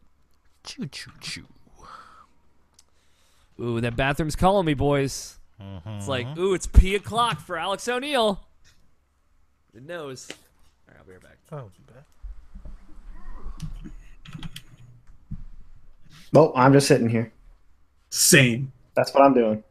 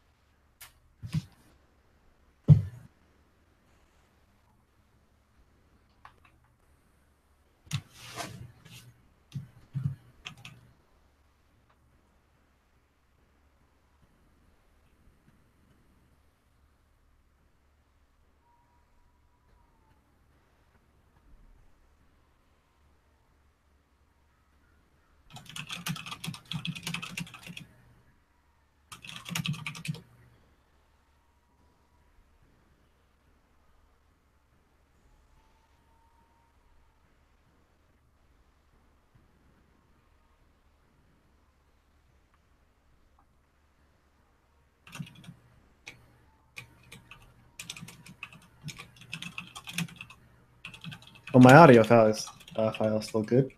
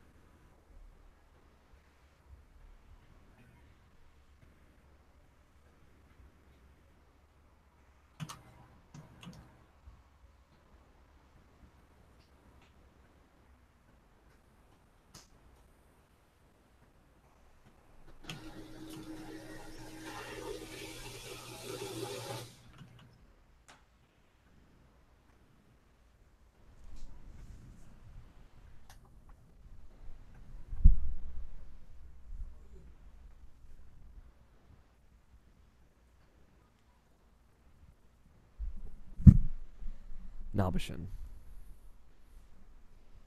Oh, he's not here. Never mind. Pretend like I didn't say anything. Welcome back. Hey, welcome back. Well, I mean, like you see, that was almost like a welcome back from the break, but we're not there yet. I'm gonna confuse the hell out of myself when I'm editing this. I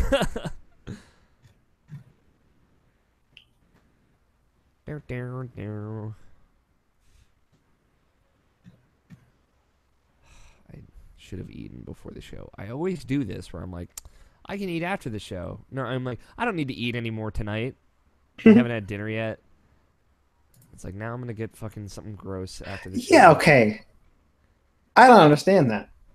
Yeah, I can understand, hey, I've had dinner. I'm not eating anymore tonight. Well, Deal with it. I had lunch at work, but it's like, I take a step back. It's like, I ate at 1:20 p.m. today, and it's now 9:47 p.m. Yeah, you see that? Eat. That doesn't work. Generally doesn't work too well.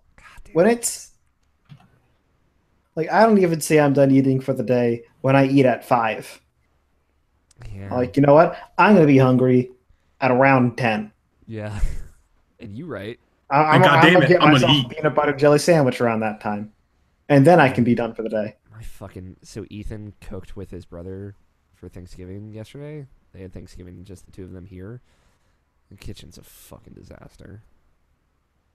I just like, I went upstairs and I just stared at the kitchen for like 10 minutes. It felt like that excellent. You were just like, yeah, I'm not dealing with that. Vegetarian Thanksgiving.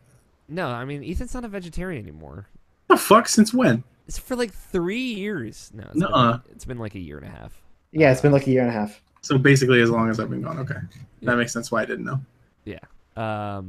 It was weird because he went to dinner one night and he just ordered chicken wings and ate them.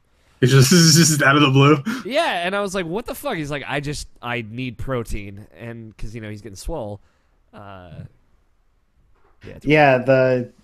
a lot of people who do those diets they probably understand, but they just don't follow is that when you cut out meat, you cut out a whole bunch of proteins that you have to supplement with some kind of dietary supplement. Yeah, he was doing or by eating a specific combination of foods. Yeah, he was doing like powder, like protein drinks, and that just wasn't cutting it for him anymore.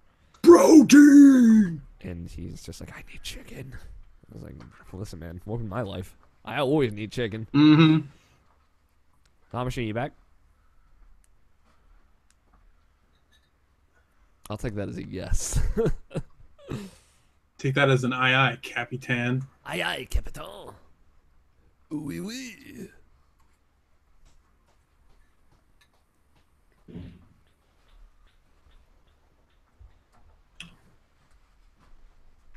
I mean, I'm ready.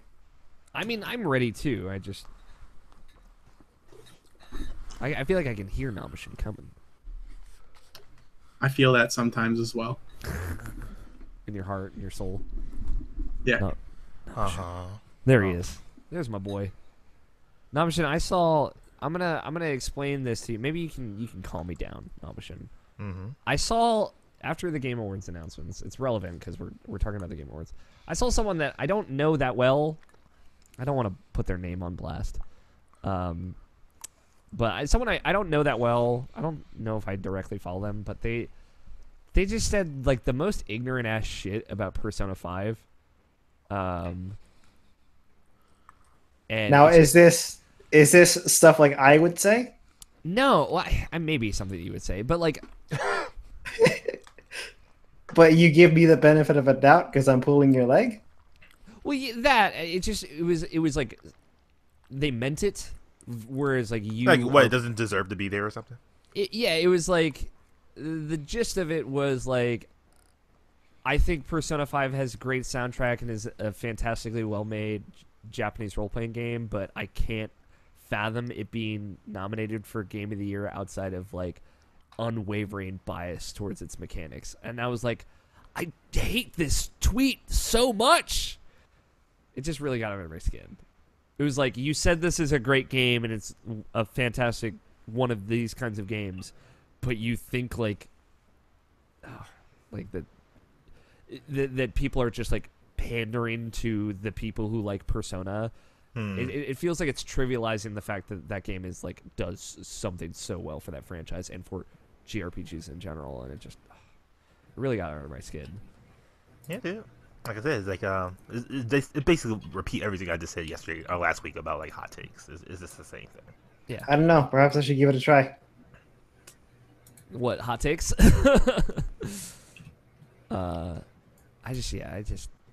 It got to me, but I don't know. Like everyone had like an opinion about the Game of the Year nominees in general, where it's like there could always be more games on that list. Like how they put a game that didn't come out yet on it. Yeah, I mean, like, and I totally get that. Game Awards are stupid anyway to begin with. Yeah. You see what I was talking about last time, where I said Game Awards don't matter yet. I'm sorry, I didn't mean Game Award. I mean Game of the Year, basically. The Game of the Year discussions is stupid to begin with. That's what I really mean to say. It's just all about this, like, talking about what you really like, and like it's just one of those things where like this is what the problem with Twitter is in general, is like you just say shit. You say shit so you don't have anyone say anything back to you. Like you're just putting shit out there just to say it, but you don't really want people to actually say something back to you. It's like, oh, what you come down my throat for? It's like, and that's the whole thing about Twitter. That's why Twitter's like the worst. Yeah, but why do I love it? I mean, like, I'm someone who doesn't use the platform for that, so I guess that's why I still really like it. So I stopped using the platform for that. I know when I started Twitter, I started doing shit like that, and it's like, it's like, no, like people have opinions, and I don't know, like I said, like the whole thing with Justice League right now. It's like, well, fresh off the dome, I said everything I wanted to say about that thing. So like, if someone wants to say something about Justice League, say whatever you want to say about it. I don't care. Like, if you love it, you hate it, I don't care. Unless you ask me directly about Justice League, then I'll tell you my opinion about it. Other than that, it's like, okay. Yeah, I try not to do the thing where you like jump in Twitter threads and just like start spewing your opinion. Yeah, I hate that shit now. I really do. Yeah, I did it like once recently. Not like it wasn't like a attacking someone kind of thing. Like, here's my opinion. It was more of like a, hey, here's another perspective, and then I immediately replied with, sorry to jump in here, because it's a thing I try and avoid to do. But that turned into a really good like a constructive conversation. So, and that can happen too, but it's gotta be like with people that you know, and or you know. Yeah, you know I mean, like, yeah, I do. And the Game Awards are like ethereal because it's just like literally every video game website is just submitting to like their things for a category, and it's like it's not really like conversations like we're having here. It's just kind of like numberless votes. It's for like the nominees. So. It's like a few years ago. I think it was definitely IGN, but like they were having a conversation about like Game of the Year for 2014, and like Bayonetta 2 was a discussion, and I remember like Dan was like totally not for it. So like anytime they were like trying to have a conversation about it, like Brian Altan was on it, and he was like, oh yeah, I love the mechanics, it's really fun, and it's like really cool and stuff like that. And he's like, and then like Dan would just like break it down to like saying like, yeah, but you're like seeing this woman like and all these weird directions, it's really weird, and it's like, why should this be Game of the Year? And it's just like, that's not really having a conversation. It's like, you know, it's like, yeah, I don't know, you know, but like I understand, like I appreciate hearing his side of it, but like, you know, like there's like a time and place for it, I guess. Like, I don't know, like it's so weird, like it's we have the way we do it, and we like the way we do it, and we have really good conversations as a result of that. But it's also reflective of the conversations we've been having the whole year as well. So yeah, you know, everybody's got their thing. All right, I'm calmed down again, Nobishin. Thank you. Yeah, that's what I'm here for. Brought me back. All right, now I'm ready.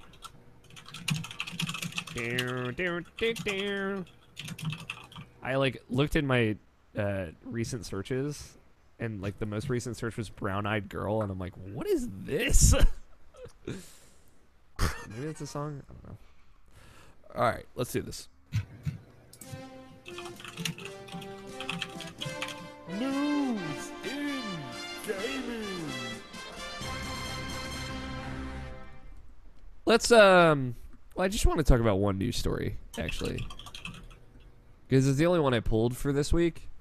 Valkyria Chronicles 4 got announced this week. And it was a great day for Nobishin and I. And Ben Moore out there cheering along. What's cool is, so they kind of teased this announcement, I think starting last week. There was kind of concerns that it might end up being a mobile game because of like an ESRB rating symbol on there. It ended up being Valkyria Chronicles 4. It's coming out early next year. It sounds like in the US and Japan. Although I don't think I can confirm that for sure. It seemed like it was worldwide. It is coming to PS4, Xbox One, and the Nintendo Switch, which is super cool. Mm-hmm. And yeah, Namish and I were just texting about it, just like, man, this is such a feel-good announcement. It's definitely like been in development for a while, probably since that PC release came out. Since that had good reception, I assume.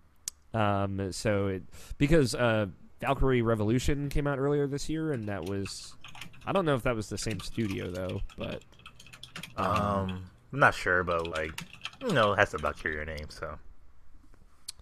It is coming out in Japan March 21st, 2018. I didn't know it had a hard Japanese release date. But it is coming out worldwide outside of Japan in 2018.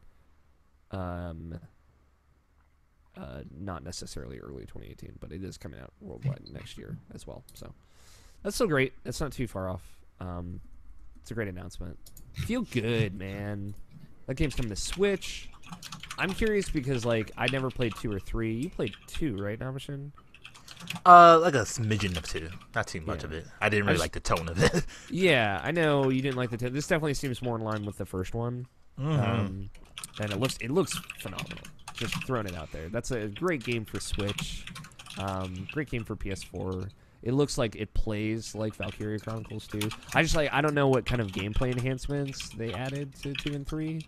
So, assuming they're kind of continuing that evolution to 4, I'm excited to see like all the new kinds of units or weapons or things like that. So, Ben Moore did a very impassioned speech about this on this week's Easy Allies podcast. Okay, I haven't listened. Just the fact that it was like that the fact that this is happening is like such a good thing, and like. And he's almost at the point now. It's like almost anything can happen now because it's like it's something. You and him were tweeting about it earlier this week too. Yeah, it was so weird because like we were just having a discussion about it, and like I said offhandedly, damn, they just need to make a Beautiful Joe anything now because like we haven't had Beautiful Joe anything in forever, and like lo and behold, like news this week is Kamiya just like, hey, I'm going to do a Beautiful Joe remake. Just like hit me up, really? Capcom. He literally said that like that and like a Bayonetta and Dante. Devil May Cry crossover and like an Okami sequel. He said a proper one. He's willing to do it. Don't even like, tempt me, man. That's why I'm like, damn, son. Imagine an Okami sequel on Switch. Oh yeah, I'm kind of upset the HD one's not going on there. Yeah, that would be a really great pick for that game. I think I'm gonna buy it on both systems. Everyone, just buy Okami HD. It's $20. It comes out next month. Just buy it, and maybe Kamiya will make a Beautiful Joe remaster. And Okami 2, so hit me up. Hit him up, Capcom. You got the rights to those games. Please, just make it happen. That's it. Those are some feel-good news stories. Let's dive into the Game Awards. Oh, boy. So, if you've never listened to our Game Awards prediction cast, here's how it works. Scott, Tony, Nobshin, and myself are all going to predict what we think the jury will elect as the winner for each category. Previously, we would do a thing where we would say what we want to win and what we think will win. Now we're just going to kind of keep it to what we think will win. We can like throw offhandedly out what we want to win, Okay.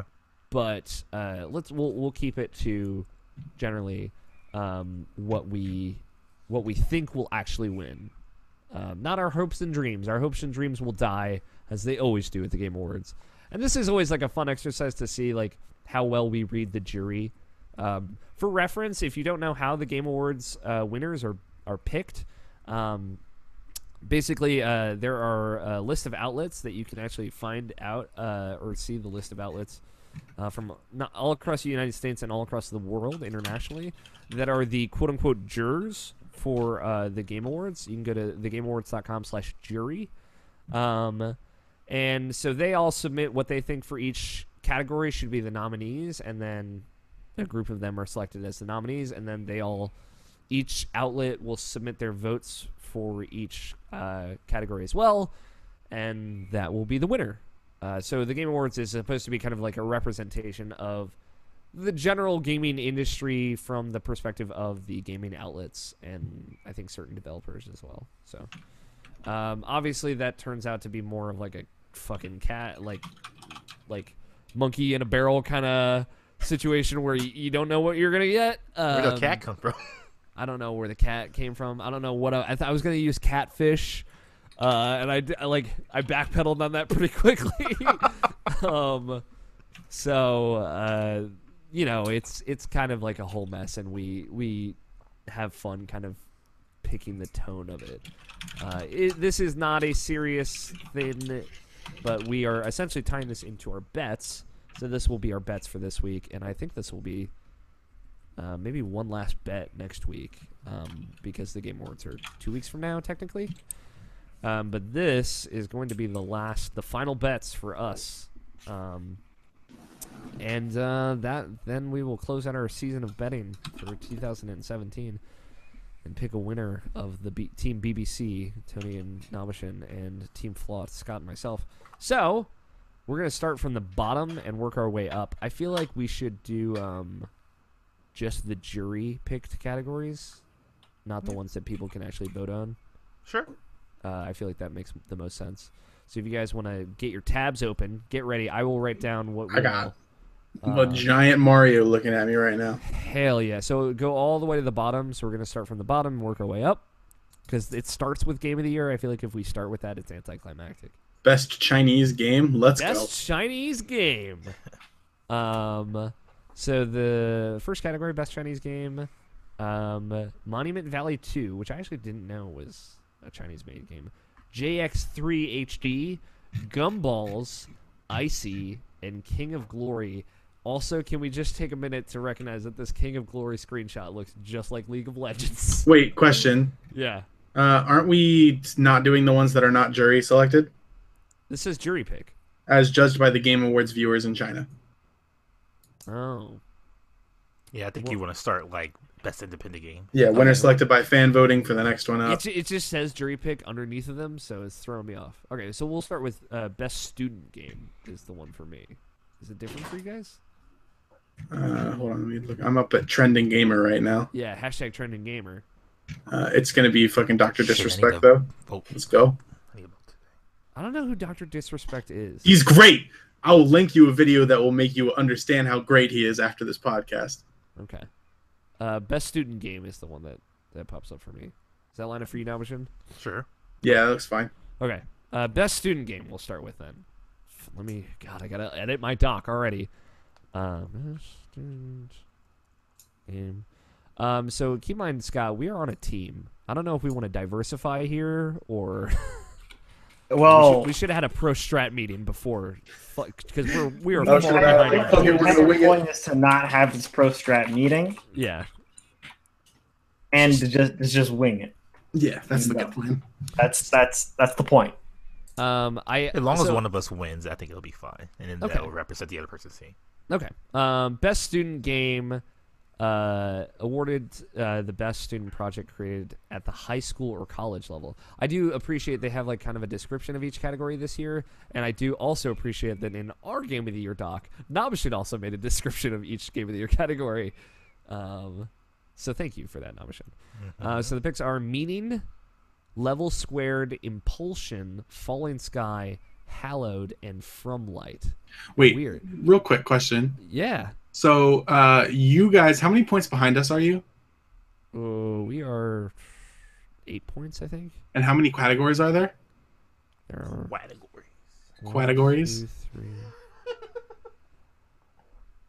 Oh God, a lot of these have vote now on them, but I don't think they're actual vote now. So, just for fair warning.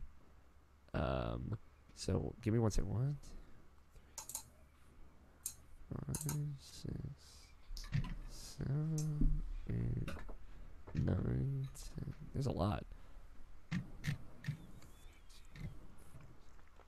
15, 16,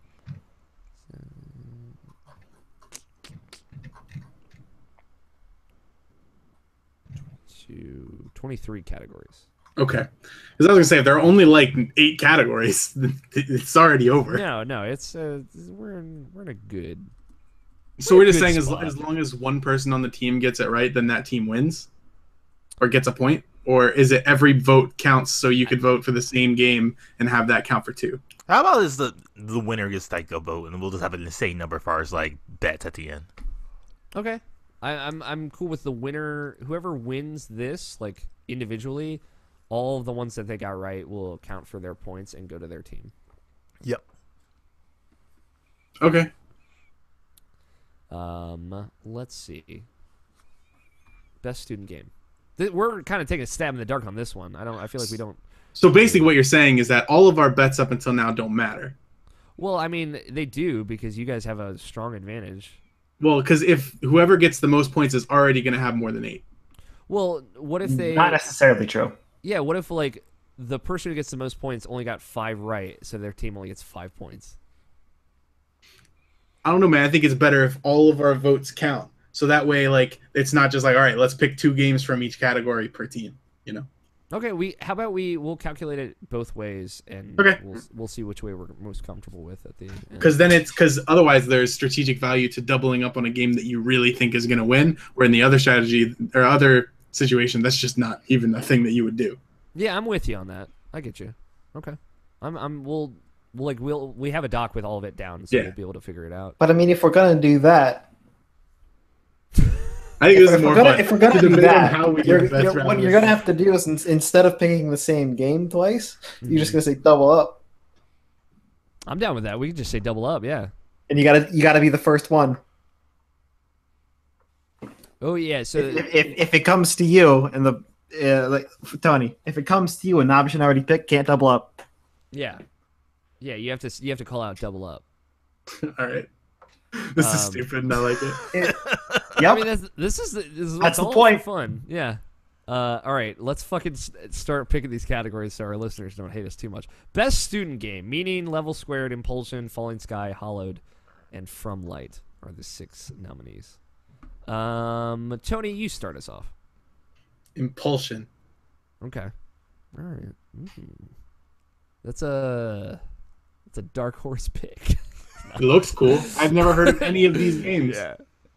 Yeah, I'm kind of sad that I haven't heard of any of these games. All right, Scott.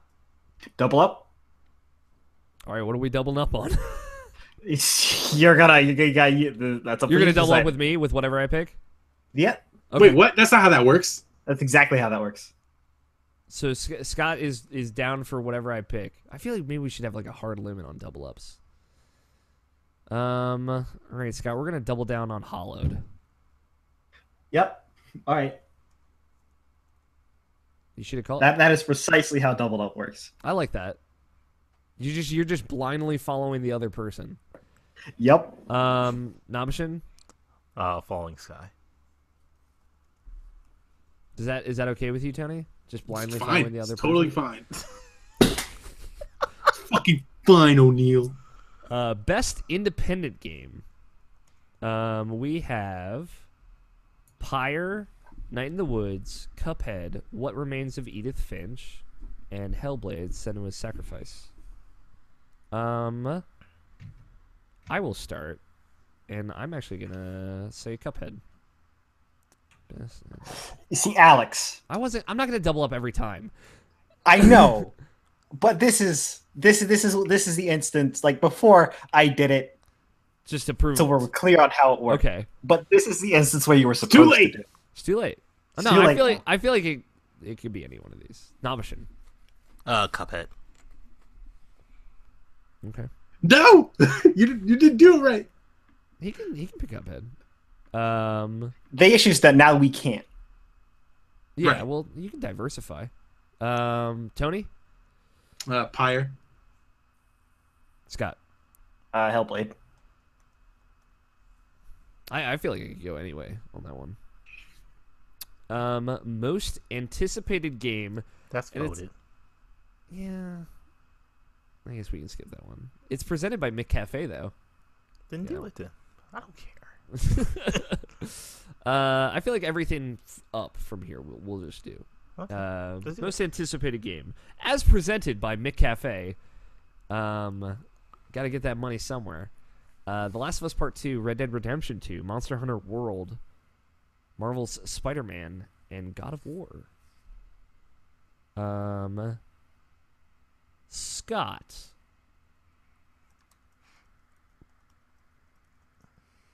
He's thinking, he's strategizing over here. I like it. Mm-hmm. The question is I'm done. going with The Last of Us Part 2. Okay. Tony. Same, fam.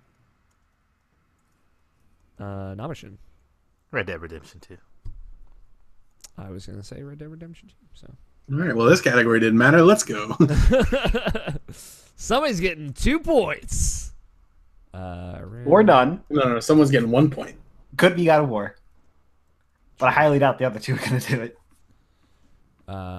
Yeah, I doubt it too. Well, watch it just be Spider-Man. It's like, well, the joke's on all of us. Yeah, right? The fuck? Best multiplayer, Fortnite, which is also technically a game that's not finished, right? Yep. I think so, yeah. Yeah. Mm-hmm. Call of Duty World War II, Splatoon 2, PlayerUnknown's Battlegrounds, Destiny 2, and Mario Kart 8. I'm going to double up on you, Scott. What you got? You put me in a bind here. I trust you. I'm going to go with Destiny 2. What if it's fucking Mario Kart, guys?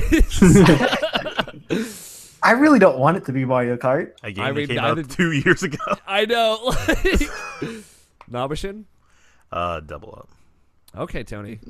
Pressure's on. I was hoping that you would just pick one because I hate that this game is probably going to win. It's PlayerUnknown's Battlegrounds, but I just hate that it's a contender in general. It will Game's be not out out. before the end of the year. But it's not out yet. True. It won't be out before In previous the awards. years, it had to already be out. Yeah. At least, hey, by our Game of the Year awards, it will be out. So there you go. Best sports slash. Oh, Cut out. fucking sports half a games, second. dude. Destroy All you. right, I'll go first. Forza. Oh, well, let me read the nominees.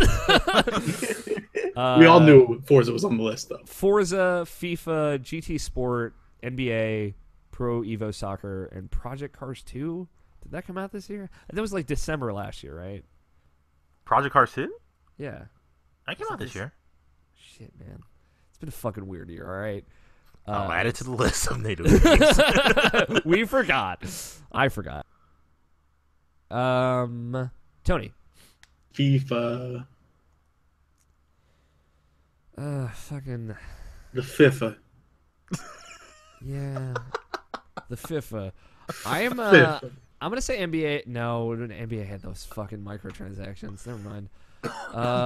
Fuck. I'll say the FIFA as well. I hate you also.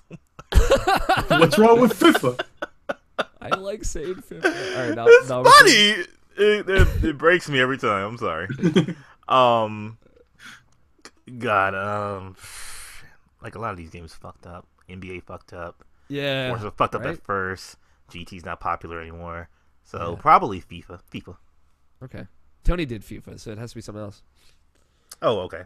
Then Forza then. Shit, man. Nice categories. That's a hard category though, because like it's sports games and racing games, which already don't make sense together. His next category. Oh my god. For this category, best strategy game, XCOM 2: War of the Chosen, Tooth and Tail, which I actually hear is pretty good. Total War Warhammer 2. Terrible name. Halo Wars 2 and Mario plus Rabbids Kingdom Battle. Yo, Halo Wars 2 exists? Yeah, it came out in Yep. February. No one knows. Yeah, like that game. Fucking. You want to talk about games? It Let's sounds like just it's a talk about really it. weak year for. Let's just talk about a game where only 2 strategy games came out that are worth talking about.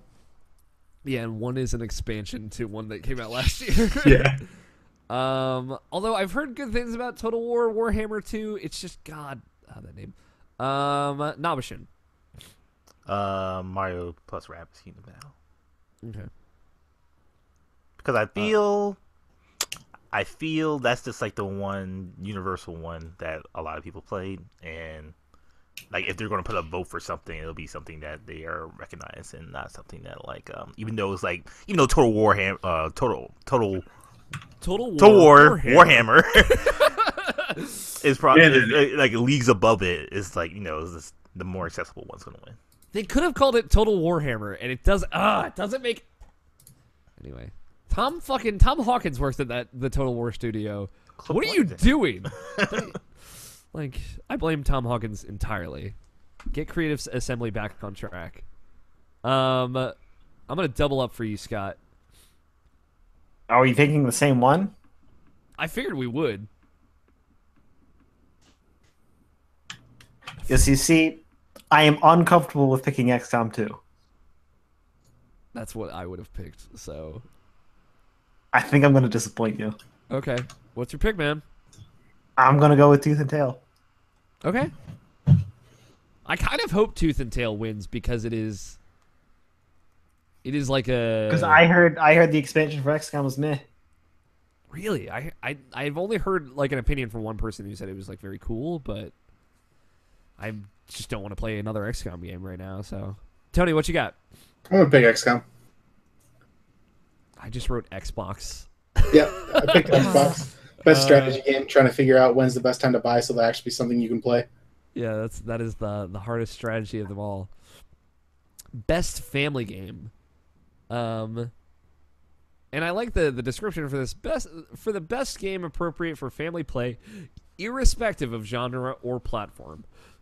And it's like almost all Nintendo games. Yeah, it's all but one. Splatoon 2, Sonic Mania, Mario plus Rabbids Kingdom Battle, Mario Kart 8 Deluxe, and Super Mario Odyssey. Tony, kick us off. Mario Kart 8. All right. Scott.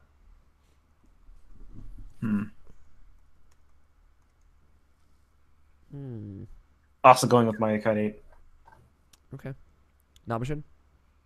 It's either Splatoon 2 or Super Mario Odyssey. Yeah, let's run out. I'm gonna go with Odyssey. I will go with Splatoon 2.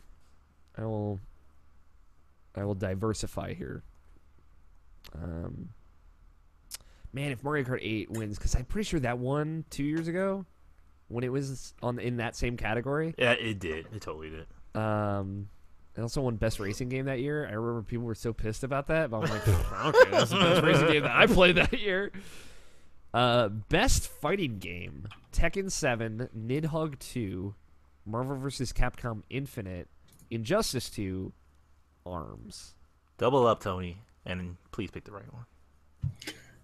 The fuck do you mean? Because there's only one answer for this. Because it's either Street Fighter or the other game that comes out every other year that people love from a certain studio that made a game on here.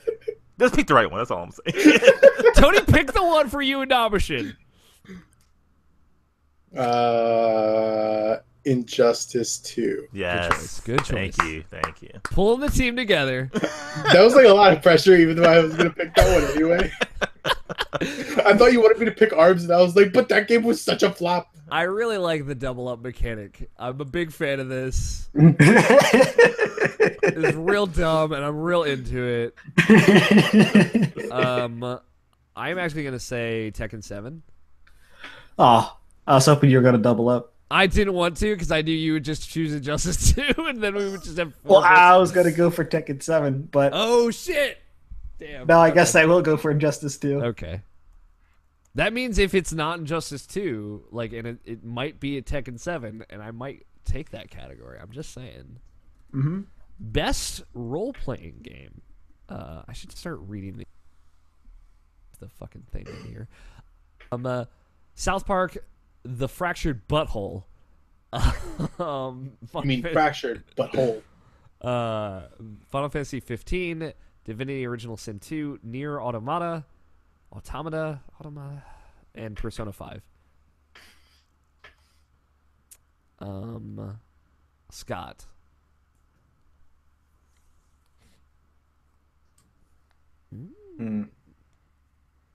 Yeah, I'm doubling up.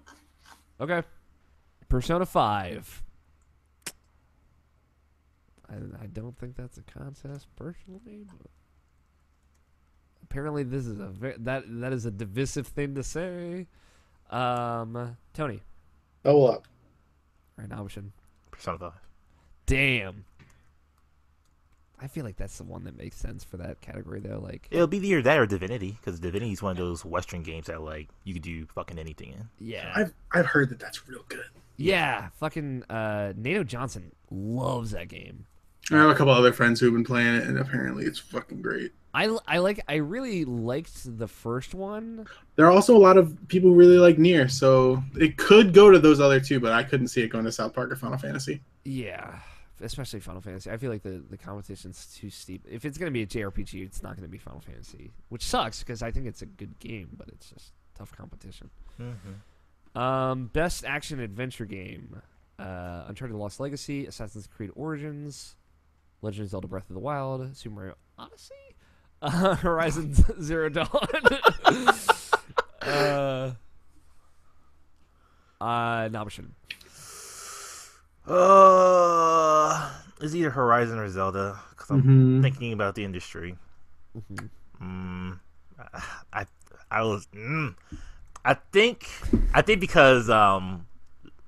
because Zelda will win a lot of awards, they'll have to give something to Horizon. So I think Horizon will get this. That's a good take. It's about where I was on it too. I'm gonna double up for you, Scott. Yeah, because we're both going Zelda.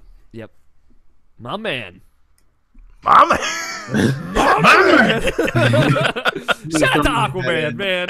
I'm throwing my hat in on Zelda as well. Okay. Yeah. Oh no, that's like, it's kind of a bummer because Assassin's Creed is a good game. I feel like any other year it would have probably done all right too. Mm-hmm. But like, man, what a fucking year for that game to come out and like not be incredible, but be pretty good. Best action game: Prey, Neo, Destiny 2, Cuphead, and Wolfenstein 2. Tony.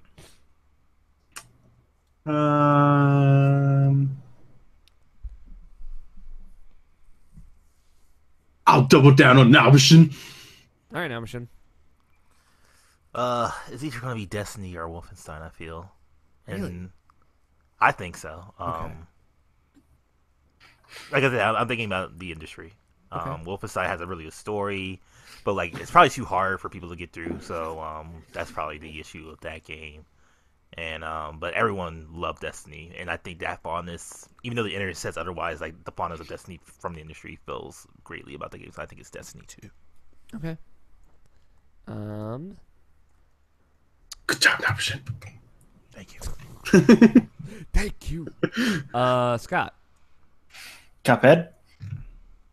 Okay. I'll say Wolfenstein to kind of get Man, this I wish Neo was like slightly better. Not that it was a bad game. It's No, it just wasn't that it wasn't bad. an excellent game. Yeah, it could have been better. Yeah, I'm with you. Exactly. But that game was fun to play. That game was super fun. I just wish that I wish that this year wasn't as good as far as games goes, so that Neo would get more recognition. Yeah, 'Cause it was good. I would put it in the same space as like Assassin's Creed Origins, where it was like really good, but it didn't like hit it out of the park in a Yeah. year where other games hit it out of the park, right? Yeah. Scott should play Neo. It's on PC now. Yeah. I could. I You should play that game. You were thinking about it. Jarrett has my copy of Neo. Also, fatality from Extra Life. He just just has it. It was still in his PS4 when he left. Nice. So I have the case and he has the game. Best VR/AR game.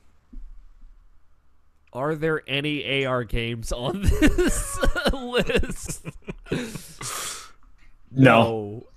So, best VR game. Super Hot VR. That was last December, right? No, this was this year. It was this year. Shit, dude. Oh. Add it to the list. So added to the list: Star Trek Bridge Crew, Lone Echo / Echo Arena, Farpoint, and Resident Evil 7 Biohazard. Scott. I'm gonna have to double up. Okay. Fuck. Yep. Oh man, I have no idea which way this is going. I'm gonna say Resident Evil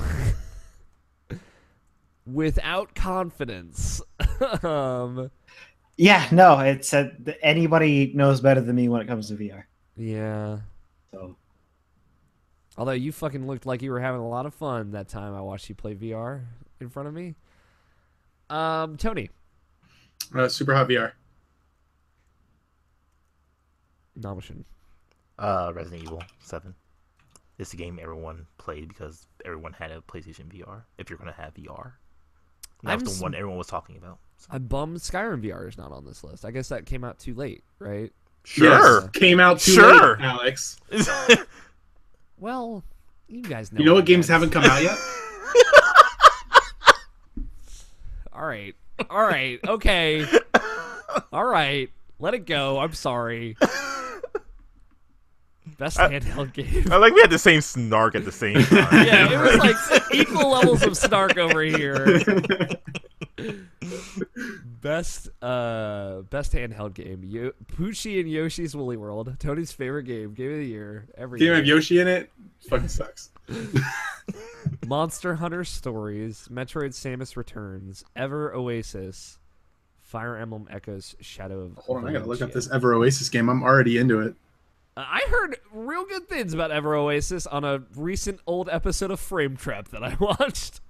That actually kind of made me want to play Ever Oasis. So, I'll start. No results for Ever Oasis. Seems like that game did real well.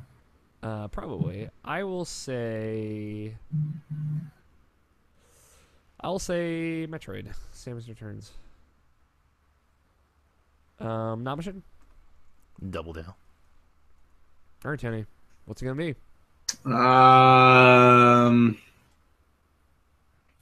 It's the only one answer, dude. Yeah, you're right.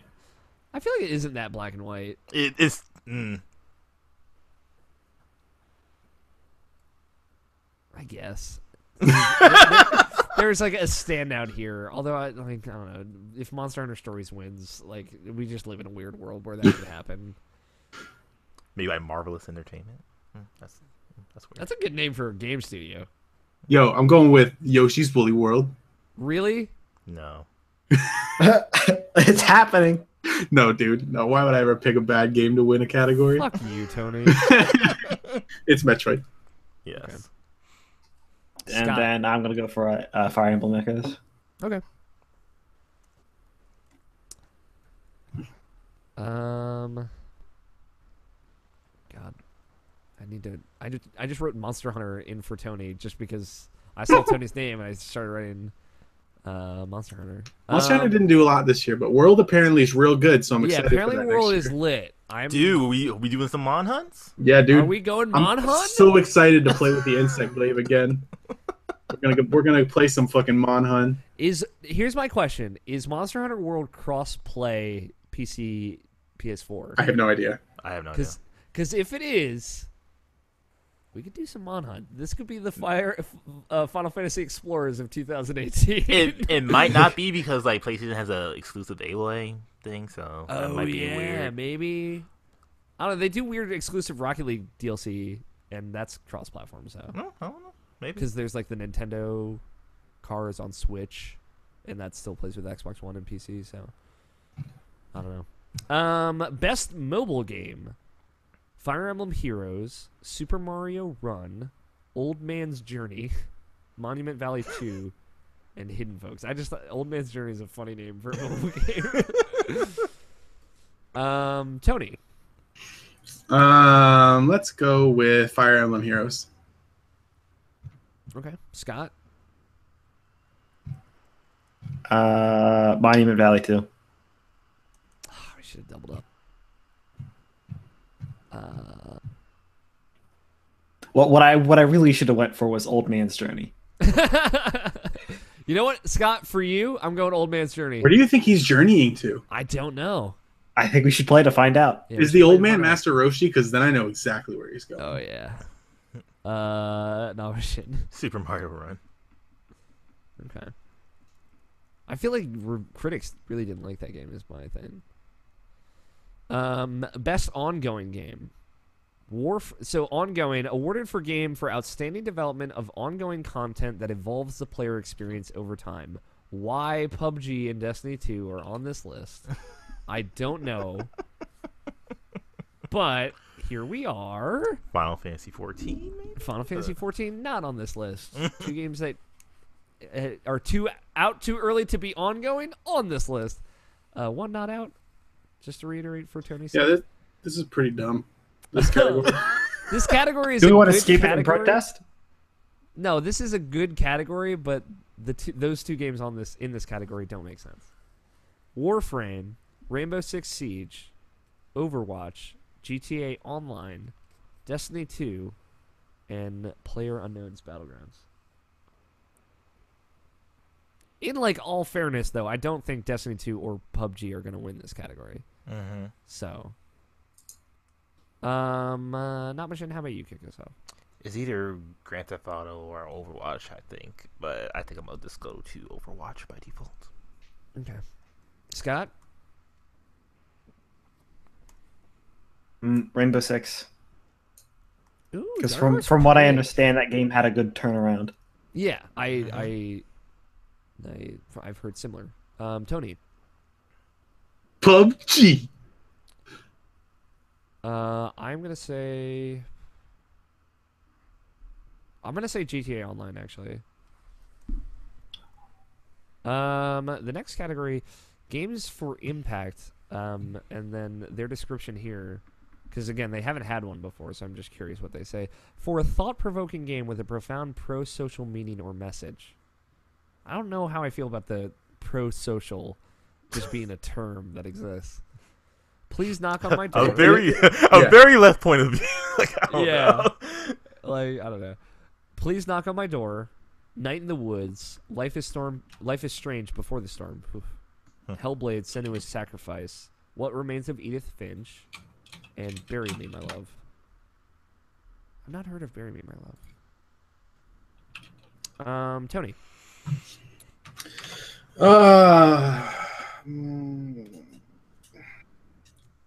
Edith Finch one. Okay. I will say. God, that is not how you open a tab. Sorry, I did a dumb thing. I'm gonna say Hellblade. Option. Night in the Woods. Scott. Edith Finch. I was almost excited.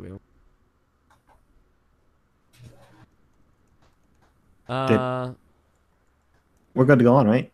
Yeah. All right, good. Best performance. Melina Juergens as Senua in Hellblade.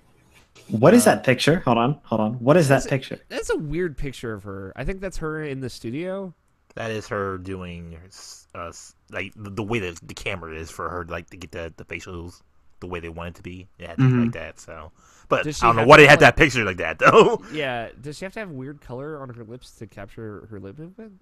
Yeah, that's why it's so good. Mm-hmm. Okay, that's kind of cool. Laura Bailey as Nadine Ross in Uncharted Lost Legacy. Claudia Black as Chloe Frazier in Uncharted Lost Legacy. Brian Bloom as BJ Blazkowicz in Wolfenstein 2. How cool is it that he's in this category? I just want to throw it out there. Mm-hmm. Ashley Birch as Aloy in Horizon Zero Dawn. Scott. Doubling up. Okay. Fuck. Pressure's on. Ooh. I feel like this is Melina Juergens' category.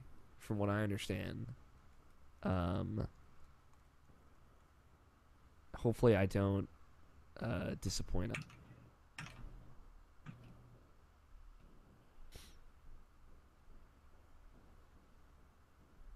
Rest in peace, Tony. Pour one out. I can hear you now. I couldn't hear you until just now. What do you think, Tony? I'm gonna vote for Aloy. Okay. Nomination? Melina Jurgens. It's probably not how you say your last name. Just, I apologize if I'm butchering that. Best audio design. The category we had this year because of Tony. He wanted it so bad. Really? Yeah, he asked for it last year and I put it in this year. Okay. Better than you Game Awards. Damn. Recognizing the best in-game audio and sound design. Destiny 2, Hellblade, Resident Evil 7, Zelda Breath of the Wild, and Super Mario Odyssey. Not Machine, you kick us off. I'm going to go with Hellblade. Scott? I'm also gonna have to double up. I know I'm using it a lot, but like here's the issue. I played two games, right? on this list. year? Okay. Sorry, I'm three joking. games on this list. None of these games should get it. I'm going with Zelda. God damn it. Resident Evil for me. Okay. I think Hellblade's also a safe pick for that. Best Zelda audio design. What the fuck do you mean, dude? I really liked it when they put the food in the pot and you could tell that the food was cooking by the fucking jingle that it made. That's not all audio design is. I know. I'm just fucking with you, dude. No, you're not. Fuck you, Tony. Well, I mean, let's be real. That's a good portion of audio design. It's not just gaffing. Gaffering? Gaffing? I don't remember what that word is. Best score / music. Destiny 2, Cuphead, Nier Automata, Legend of Zelda Breath of the Wild, Super Mario Odyssey, and Persona 5. Tony, how about you kick this off? Man, it's tough. That's actually a tough one this year. I don't know how much Nier music you've heard, Tony, but fuck. It's good so far. I want to double down because I know the one I want isn't going to win anyway. So I think Tony will sway it the right way. All right, Tony, pressure's on. I'm curious, how much is the one you want to win, Cuphead? The one I want to win is Nier Automata. Okay. I know which one I think is going to win, but it's just Tony's vote. I think that Destiny 2 is going to win. That's what I was going to pick. There you go. But I want Persona to win. I hope it doesn't. It wasn't that good. No, music in Destiny is fantastic. Now, let's not get that twisted. I think we're getting that straight. It's not that good. It's I really, think it's really I think good. it's really good. It barely makes the list. I disagree. Scott. Cuphead. Ooh. I think Cuphead honestly does have a shot at this. I'm going with Persona 5. Cuphead's music is real fucking good. Yeah, it is. It's really good. Mm-hmm. Man, picking a top 3 this year is... Oh yeah, it's gonna be fun. It's gonna be tight. I think it's gonna be fun because I'm like kind of cool with any of them, just because it's just a great year for music and games. Mm-hmm. Best art direction. Destiny 2, Cuphead, Breath of the Wild, Persona 5, and Horizon Zero Dawn.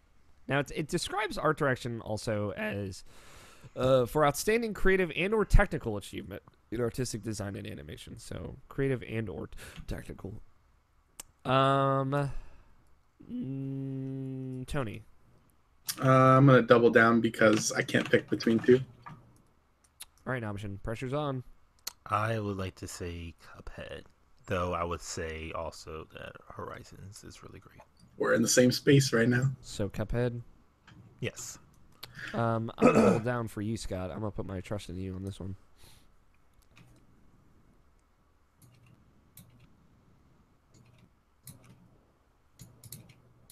Nail it. right now. Are you saying this assuming that I only played one of these games? No, I just I feel like we would probably pick the same game. So, not necessarily knowing that you would pick like the one that you played, but just I feel like we would pick the same game. Oh, you mean as in going for Cuphead? Yeah, I would probably I would pick any of these games probably. So. You get cut out. What was the last thing you said? I would pick any of these games probably except for Horizon. Okay. So. Oh wow! Except Hot for take. I I think Horizon looks great. I don't think it's as original or as like unique as. You ever play it on the fucking 4K TV, dude? I haven't. That's why you don't know. I hear it's pretty lit though. It's some might say some of the best. It's my least favorite category now. Best narrative. It's only my least favorite category, just to clarify for our listeners. I don't know, picking the story is so weird and subjective. What Remains of Edith Finch, Nier Automata, Hellblade: Senua's Sacrifice, Wolfenstein 2, and Horizon Zero Dawn. Nabishin? I'm gonna say Nier Automata because it needs to win something. I'm actually gonna say the same. I will say Nier Automata as well. Scott.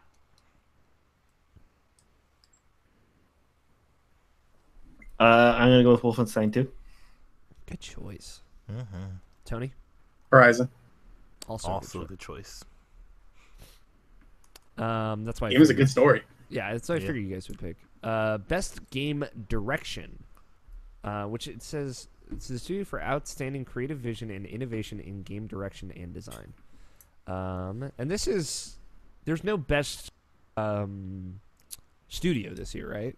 I think this is kind of what the best studio would be. Yeah, that's what I was thinking as well. Wolfenstein 2, Resident Evil 7, which I'm kind of surprised to see on this list, honestly.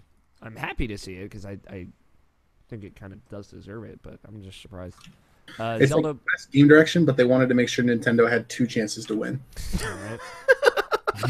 Zelda Breath of the Wild, Super Mario Odyssey, and Horizon Zero Dawn. Scott, how about you tee us off?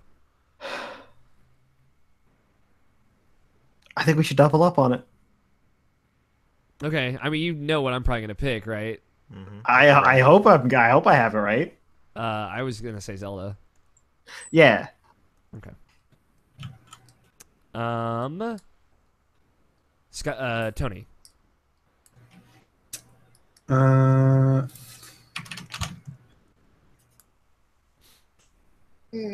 Zelda. Nabishin? I would have picked Zelda, but Dude, just pick the other Nintendo game, then we win no matter what. To be fair, Nintendo did have a pretty good year for video games. I'll go with Wolfenstein then. Okay. I respect that. Game of the year. The last one, the big one. Breath of the Wild, Super Mario Odyssey, PlayerUnknown's Battlegrounds, question mark, Persona 5, and Horizon Zero Dawn. I think all 5 of these are great Game of the Year picks, except for No, PUBG. 4 of these are good Game of the Year picks. 4 of these are good Game of the Year picks, and PUBG is also there. Can I go first? Okay, you can go first, Tony. Double down. Double down. Oh, God damn it. He doubled down first. Pretty industry, I would definitely say it's Zelda. I'm gonna double down. Alex. Scott. What? No. Wait. Are you Okay, doubling It's too down? late. It's happened already. I was gonna double down. Do you not want me to? If you really Well, want you me see, to. I was throwing it to your that's pick, not No, so you wouldn't have this is to. So you Say it. wouldn't give me the chance to. Okay, well, I doubled down. It's too late, Scott. It happened. All right. Then yeah, we're going with Legend of Zelda.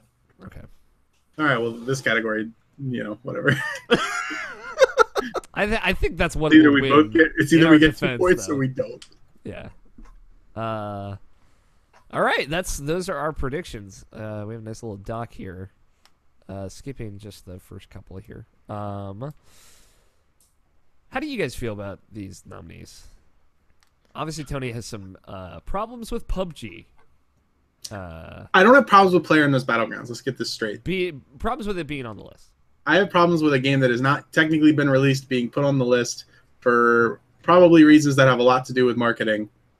When in previous years there was strictly a date that a game had to be out by before it could be put on this list. And that's the reason why there are games from last year that were released in December on this list this year.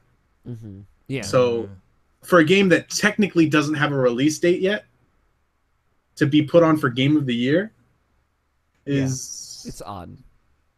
It's stupid. Some of the other categories I would totally see, but not Game of the Year. I feel like that's right. The only thing in the defense of PlayerUnknown's Battlegrounds that it has is when PlayerUnknown's Battlegrounds comes out, that is its year to be anything is probably already passed. Exactly, yeah. And that seems to be like the consensus from a lot of people who that's his only defense.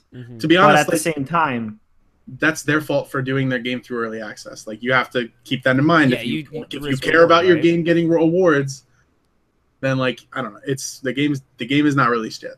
No, I agree with you, Tony. Like on as a precedent that people should set for video games as an industry, I agree with you. But like the reason I think it's on here is because they wanted to recognize it in the year that it was hot. Yeah. But you're right, Tony. Like they did the thing where they're like, we're not going to fully commit to this being out yet. I don't know. I guess like you can't assume that the average consumer is willing to like put their mind in the place where the game was super popular for a game like that if maybe it comes out later and is not relevant. Yeah.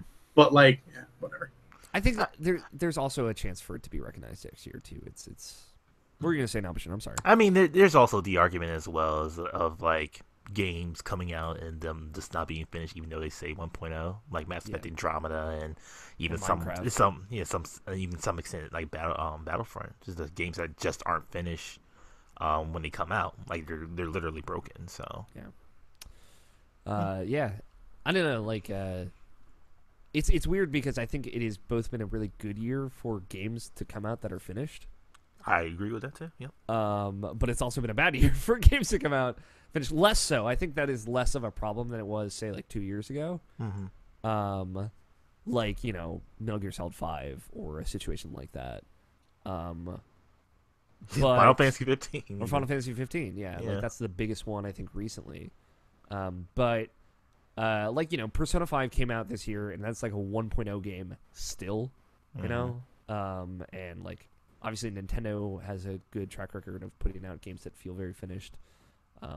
They put out several games this year, but not just them, like Wolfenstein, Evil Within 2, and damn, that game didn't nominate for anything. Evil Within? Yeah. There's no horror category too, so. But and like, I think action would have been a nice place for that. Yeah, I think so. But there are better action games that came out this year. Would this year have been a good year for horror? Yeah, or was that last year? No, I think this year would have been a great year for horror because there was Resident Evil, there was Evil Within 2, there was Outlast 2, there was Hidden Agenda, which this year, like of the years to do a horror category. Yeah, this would have been the year to do it. Yeah, this would have been the year to do it. I agree with you, Scott. So the thing I was going to bring up that I kind of alluded to in our first segment was, I think Rocksteady's new game is going to get announced at the Game Awards. You're on the same page, I assume, Nobshin. There's been mumblings that Rocksteady, I don't know exactly if they're still working on like a Batman-esque game or a Batman game straight up, but like they have a history of announcing their new game at the Game Awards, or at the VGAs, I guess, and VGX in previous years. But yeah, I think they're going to announce that. I don't know. Will we see another Death Stranding trailer? I think so. I think this is the time. They didn't show one at E3, did they? Or was that the Mads? No. Last time they showed it was the PSX? Game Awards last year with Guillermo del Toro. That trailer? Okay, yeah, that was, yeah. I think this is the time to do another Death Stranding thing. Maybe actually show gameplay. Yeah, the joke's on me. Scott, Tony, you guys have any things that you think would be announced at the Game Awards? Persona 6. Yo, dog, I would lose my fucking mind. Right. The fucking Game Awards. What? Game Awards are crazy again. Bloodborne 2, yo. Nintendo usually announces stuff, right? They do. They usually do something now. They did their first gameplay of Breath of the Wild. Mm-hmm. They did Cranky Kong. Yeah, they did Cranky Kong, I guess. The only thing I can think of would be like maybe something Metroid Prime 4. Yeah, I can't. Because it has been shifting. It has been shifting to. This has been shifting as far as the reveals go. It has been shifting more towards professional reveals. Yeah. So. Yeah, I don't know. Death Stranding and like Rocksteady's game are the only ones that I think are like kind of sure shots. All right. How about this being fair? Okay. Ninja Theory might have something new to say. Ooh. Maybe. I mean, they put out Hellblade this year. Man. I like. But it was early in the year. It was. Right? It was August. August, yeah. That was not early in the year. That was mid-year. Okay. Yeah. But, I mean, there's still potential. Later in the year. Kind of counts as later in the year. Yeah, second half of the year. But I don't know. I like. There's rumors that Devil May Cry 5, but that wouldn't necessarily be Ninja Theory. But that could also happen at PSX. It's weird because those two events are like right next to each other. So I don't know. Whatever happens, we will be talking about it in 2 weeks on this show. The Game Awards are on Thursday too, so it's nice. Like we'll be coming right off of them. Is the PSX conference Friday? It's not really even a conference. Like we don't even know if it's gonna be live streamed right now. So it's like a press event. It's definitely not like they're definitely saying it's not a conference. So it's something they're presenting something, but it's no one really knows what it is right now because that thing is all muddled for whatever it is. Yeah, Jeff Keighley is saying there's some stuff to be excited about. He's just like alluding to that on Twitter.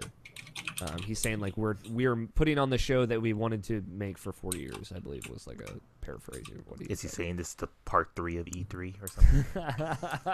E3 part 3. God, I hope so.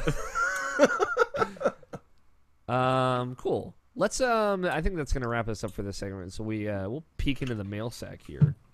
Remember, you can be a part of the show in a variety of ways. You can tweet your questions at IrrationalPod using hashtag IPQ like some of these folks did.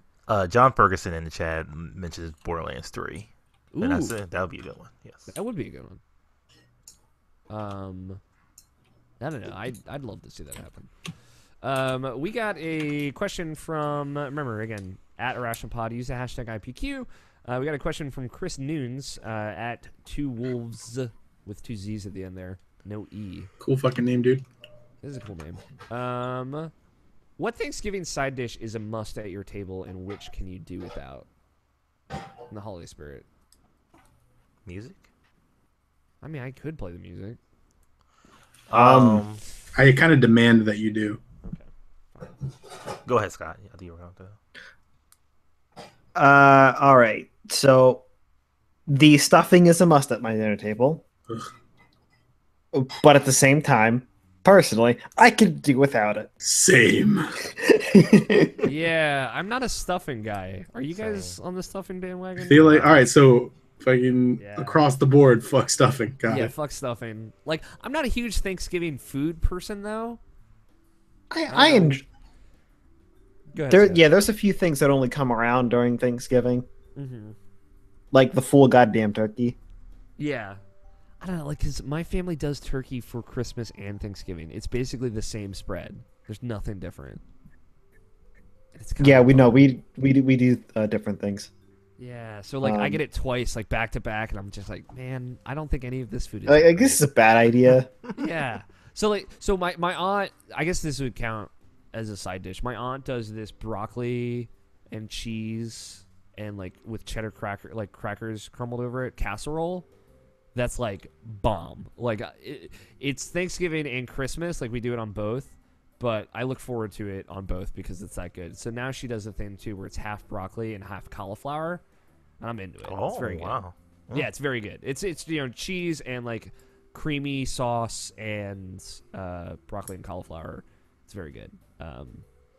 So like that's the side dish like I need, but it's also like the only thing on Thanksgiving and Christmas that I actually like. So the other is like I guess I'm gonna douse this dry white meat turkey in fucking gravy until it tastes like something. Yeah, so it's a funny thing about that. Now I'm thinking about Thanksgiving themed food. We've rotated out just about everything except for the two different kinds of stuffing, which is regular stuffing and then oyster stuffing. Ooh, oyster stuffing though. You see, they say the oyster stuffing is better than the regular stuffing, and the regular stuffing is still good. I still hate both, but we still have both every year without fail. Yeah, because we do stuffing and then sausage stuffing. I still hate both. So like I'm kind of with you, Scott. I don't even think we didn't even have stuffing this year. Thank God. Good. Fuck stuffing. I don't know why people like stuffing. Nabishin, what about you? Honestly, like I'm always good just to have like a good like roll.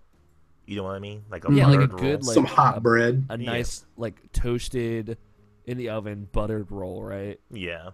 Yeah. Like, that's always like the last thing to eat after you eat like your main few things. That's like the last thing to actually eat down. Yeah. I just love doing that. Do without. I don't think I'm a big yams person, honestly. Yeah, I don't like sweet potatoes at all. So I'm with you. No sweet potatoes. Stuffing and sweet potatoes, get the fuck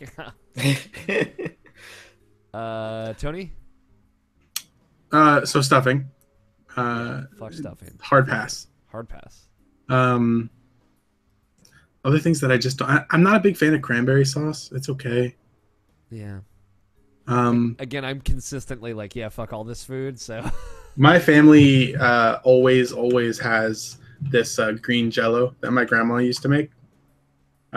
People really like it. It's not my favorite thing. It's okay, but it's like this green Jello in kind of like it looks like a bunt pan kind of shape.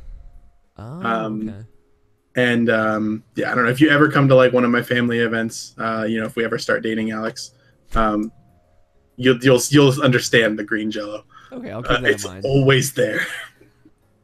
But other than that, What's the one that you need? It's Need? essential.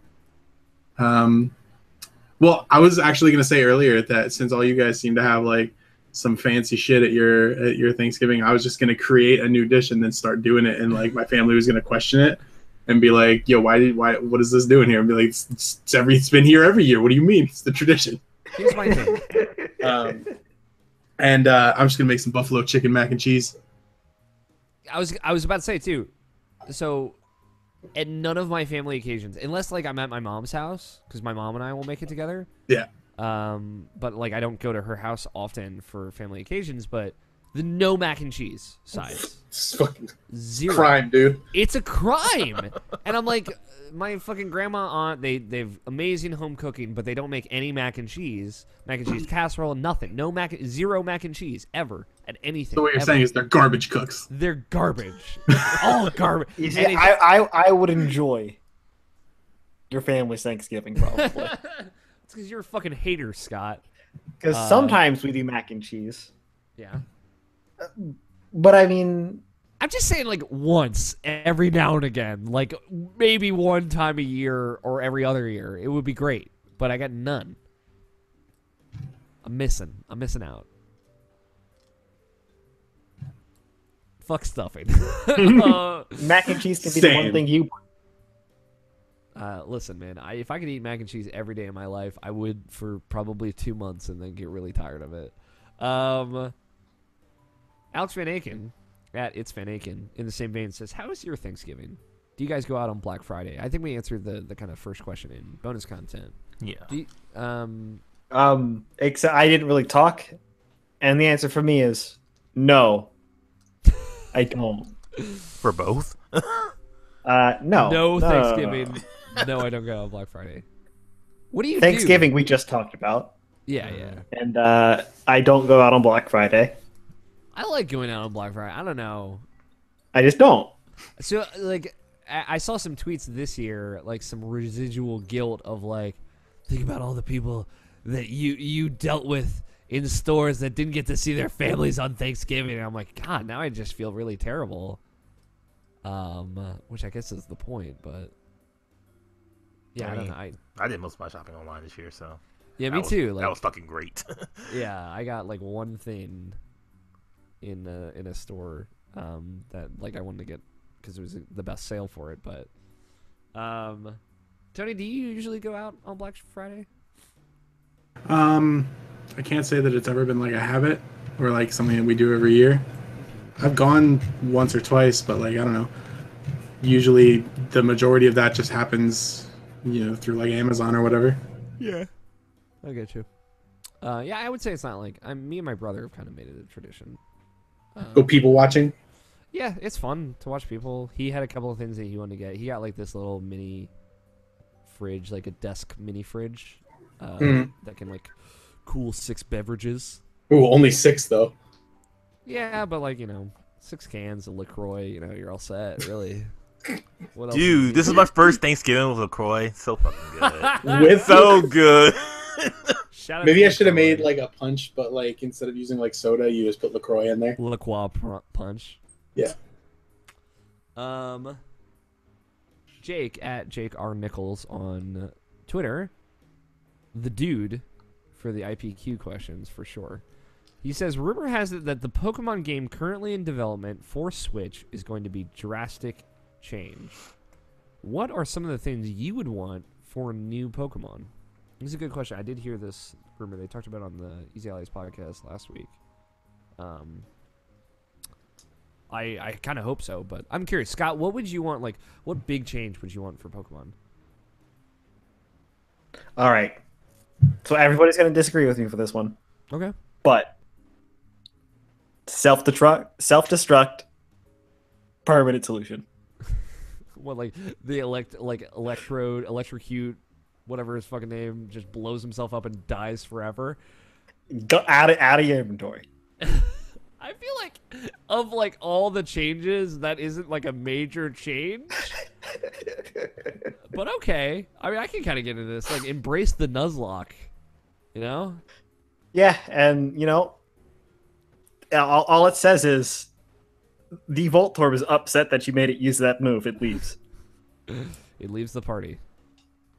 So he doesn't die. He leaves. Yeah. Because Pokemon's a kid's game and they can't. Yeah, I gotcha. Nabashin, what about you? Because you're not like a huge Pokemon fan, like modern Pokemon fan. So what would they? I imagine it's something to get you in. Yeah, it's. I really don't know, honestly. Like, what drew you in the first place? It was new. It was new, and like I can manage knowing 150, and then it was like, oh, there's even more than that. I could do up to 250, and then it was another set, and then that was like, nah, that's too much. Like, even with Sun and Moon, like, even though I was like waiting for the Pokemon Bank to put my original Pokemon in it, it's like, it's still like, it's still just a thing about it's like, there's still like 5,000 Pokemon in here, and it's like it's still just like discouraging in that way that I can't like. It's the Bleach problem. There's too many characters, and I can't know anyone's names. I know all 151 name, and I will start to know the 251, even though I forgot most of them now.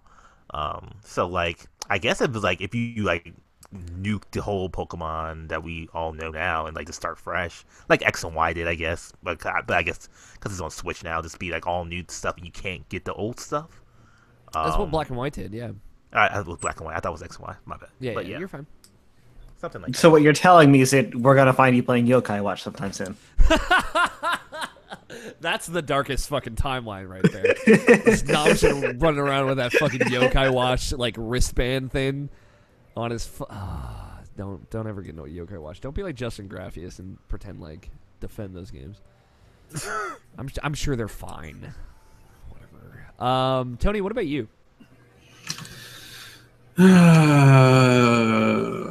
Whatever Justin Graffius is into is probably good enough for me.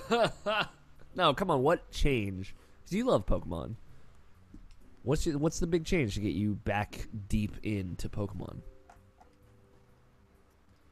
I don't know. I don't think there is one. I'm just not super into it. anymore? For me, and this is probably also one that folks wouldn't like, I would want full 3D action combat between Pokemon. Like Pokemon Stadium. No, like but fucking... like action combat, like Tails. They've done it before and it's been okay. Yeah, they've done it before and it's been fine. But I'd want to see that like in a major Pokemon game where like the actual battles are different. You know? Okay, but what if Pikachu put on a luchador mask and then it was essentially that? All right, now we're talking. Mm-hmm. I did play months ago. I played that Pokken Tournament demo that I downloaded like years ago. It feels like that game's all right. It seems fine. Yeah, It doesn't seem like great, but it No. seems fine. Like that's all it needed to be. It was just fine. yeah, I don't like- think it was an atrocious situation, but it wasn't like amazing. I wasn't like a Nato Johnston believer all of a sudden out of fucking nowhere. Like, oh, this game's great. I was like, no, it's fine. Yeah. But yeah, action combat in Pokemon game, I would for sure get me into it. So I like that. Kind of like the Final Fantasy VII, like what they're doing with the remake, something like that. That's the thing that comes to mind. So, if you want to be a part of the show outside of tweets, you can send us voicemail, mailsack@irrationalpassions.com, and leave us a voicemail at 404-590-1337. Standard long distance fees do apply. If you'd like to get a hold of any of us individually, you can follow each of us on Twitter at AlFighter27 is me. Scott is at WhatTechuz. Nobishin is at NABESHIN186. That's Nobishin186. And Tony's at Tony Horvath. For updates on the site and the show and posts and whatnot for Irrational Passions, you can follow Irrational Passions at IrrationalPod. And some other stuff, rate and review us on iTunes and Stitcher and Google Play. Helps us out a lot. Check our other shows like Monthly Passions Podcast and Input. Especially check out Input. Twitch.tv/Irrational Passions and YouTube.com/Irrational Passions are where you can get all of our video stuff. I've actually started working on our Actual Life archive videos already. I don't think those will be as hard to cut up this year. So hopefully, my goal is to get those out before the end of the year. I'm not going to set a really tight timeline on it, but that should be doable.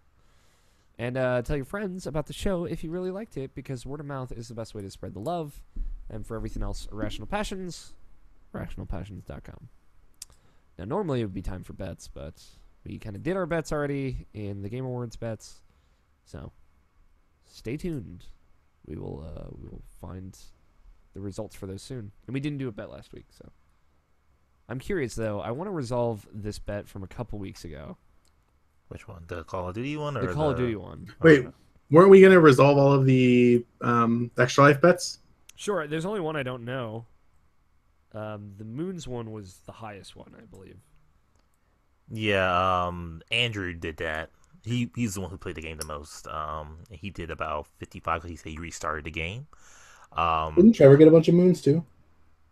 Trevor got some, but not a lot. Yeah, because he was already like at the end of the game, so he couldn't get as moons as frequently. So, like if he did, he probably got like maybe 30. So it'll still be less than.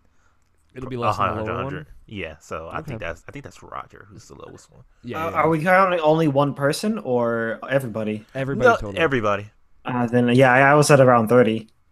Okay. That's still going to be on the low end, though.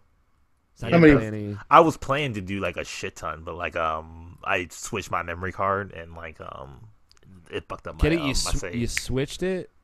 Yeah. Hey. Yeah, and like that made it so But I I couldn't mean, play, he did Mario say he instead. switched it. He did. I get, but you get it's a Nintendo Switch. He said it.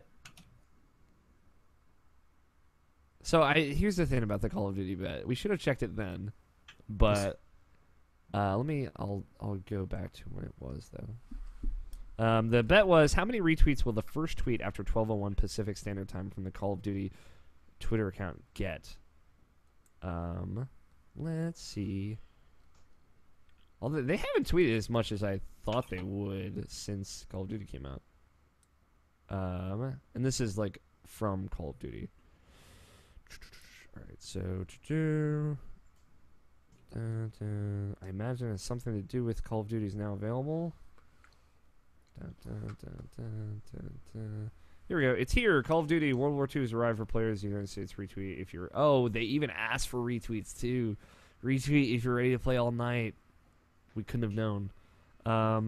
So I bet 1.3 thousand. Tony bet 10,000. Scott bet 2,220. And Nabishin, we chose a bet for you because you weren't on that episode. 115. Sure. The correct number of retweets is 7,000. So Tony is actually the closest. So that's 1 point. I'll write this down. So we're gonna resolve these extra life bets. That's 1 point for BBC. So the extra life bets, I'll go through them real quick. And again, we made these bets before extra life. There are 4 of them. Trevor's hair weight. How much will Trevor's hair weigh? Greg, who's betting for our team, Scott, said 0.75 pounds, and Jacob, who's betting for BBC, bet 0.63 pounds. The total was 1 pound and 2 ounces. Oh my god. Which is a lot. So that's 1 for Team Flot. By the end of the stream, how many games will be beaten? I don't think any games were beaten. No games were beaten. I asked Justin about because he was the only one who was like dedicated to do something, and he wanted to beat Greg Miller, so he said that counts as 1. Okay, that does count as 1. That's still Jarrett, who's betting for Team BBC, bet 2, and Cameron, who's betting for Team Flop, bet 4. So that's still for BBC. How many empty cans of LaCroix will be in the LaCroix boys bag? I counted these by hand. Joey, who's betting for Team BBC, bet 49. John, who's betting for Team Flop, bet 57. The actual number was 24. So again for BBC. Yo, if you don't want that LaCroix that's extra over there, Alex, I'm down. I've been drinking it. So don't you fucking come near it. Tony also in our Extra Life DM thread sent a DM this week saying, I have a craving for LaCroix and I fucking hate it. I missed out. The only one that I haven't been able to double check because I haven't gotten to that part of the stream yet was how many times will someone from OK Beast deflect onto someone else? I know it's more than 6. But I don't know if it's more than 10, so we can't confirm that one yet. I think it's more than 6, definitely. NATO even deflected in the chat a little bit. Yeah, there was a lot of deflecting. So we'll have to reassess on that one. And the last bet was with Scott and Tony. How many attempts will there be on Callus during the raid? Technically, we didn't get to Callus, so there was 0 attempts. So the bet was over under 10 attempts, and Tony and Scott both said under, so that's a point for both teams. So BBC got 4 points total, including the Call of Duty bet, and Team Flock got 2. So that brings BBC up to 45. Oh, fuck. And Team Flot rocking hot at 37. Oh, wait, no. 37. Woo! So we are now 8 behind. So I was right. At the top of the show. So there you go. We're just evened out. So no, we were just where I thought we were, which is to say 8 behind. Oh. I think we're gonna get the OK Beast one though, which would mean we're 7 behind. But I'll have to double check that. I don't wanna bullshit this. This is very serious business. So that's where we're at.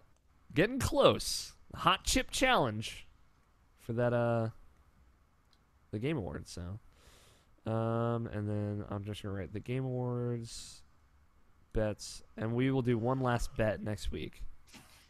And that's it for bets. Hey guys, thanks for coming on the show. Hey, it is the season. Thank you everybody for listening. Genuinely, from all of us here at Irrational Passions. No, from some of us. From some of us. Scott didn't give a shit about any of you. Nope. No, that's not true. He said something very sweet in the bonus content. People should go listen to it. But yeah, no, thank you. We're thankful for all the wonderful listeners and I guess kind of community that we've made over this last year. It's been weird and surreal. Like we couldn't have done something like Extra Life, I don't think, without like the great support that we've gotten. So, and the great friends that we've made doing the show. So, thank you, everybody. Anyone who's been on the show and who's listens or whatnot or watched live, whatever you've done to contribute. Thank you to Danny Wiesner for opening music of Two-Player Co-op and The World is Saved. You should go check his music out over at dannywiesner.bandcamp.com if you haven't already. Very good stuff. Thank you to everybody. Yeah, just one more time. Thank you, Scott. Thank you, Tony. Thank you, Nobshin, for joining me. As always, I love you guys. Winky face. Bruce. And that's all I got. I've been your host, Alex O'Neill. Play your games. Stay irrational. We will talk to you all next week. Titles. Yo, shout out to this last title, though. So titles, we got push-ups while peeing. I forgot about that. I say some just terrible dumb shit on this show. Pornhub.com/irrationalpassions. No, Mustard was on Switch. Chase that dragon, Rihanna. Bayek is like an onion. Bayek is like an onion. Everybody likes parfait. I don't know where the cat came from. Double up for the Game Awards. And fuck stuffing. I kind of feel like it has to be fuck stuffing. Can it be? I'm pretty sure it has to be double up for the Game Awards. Can it be I'm suck good with either. stuffing? Suck stuffing? Suck stuffing? Yeah, dude. Stuck fucking? I mean, fuffing? What? Whoops. Freudian slip right there. I like double up for the Game Awards as well. What are you with, Nabishin? I like double up because we can't say fuck on this title anyway. It's true. I would have like just put asterisks there, but yeah, double up for Game Awards. No one wants to talk about your dumb asterisks up for the Game Awards, all right? Also, like push ups while peeing. Yo, shout out to push-ups while peeing though. I want Tony and Scott to do the title. You're listening to the Irrational Passions Podcast, episode 355. Double up for the Game Awards. Fuck stuffing.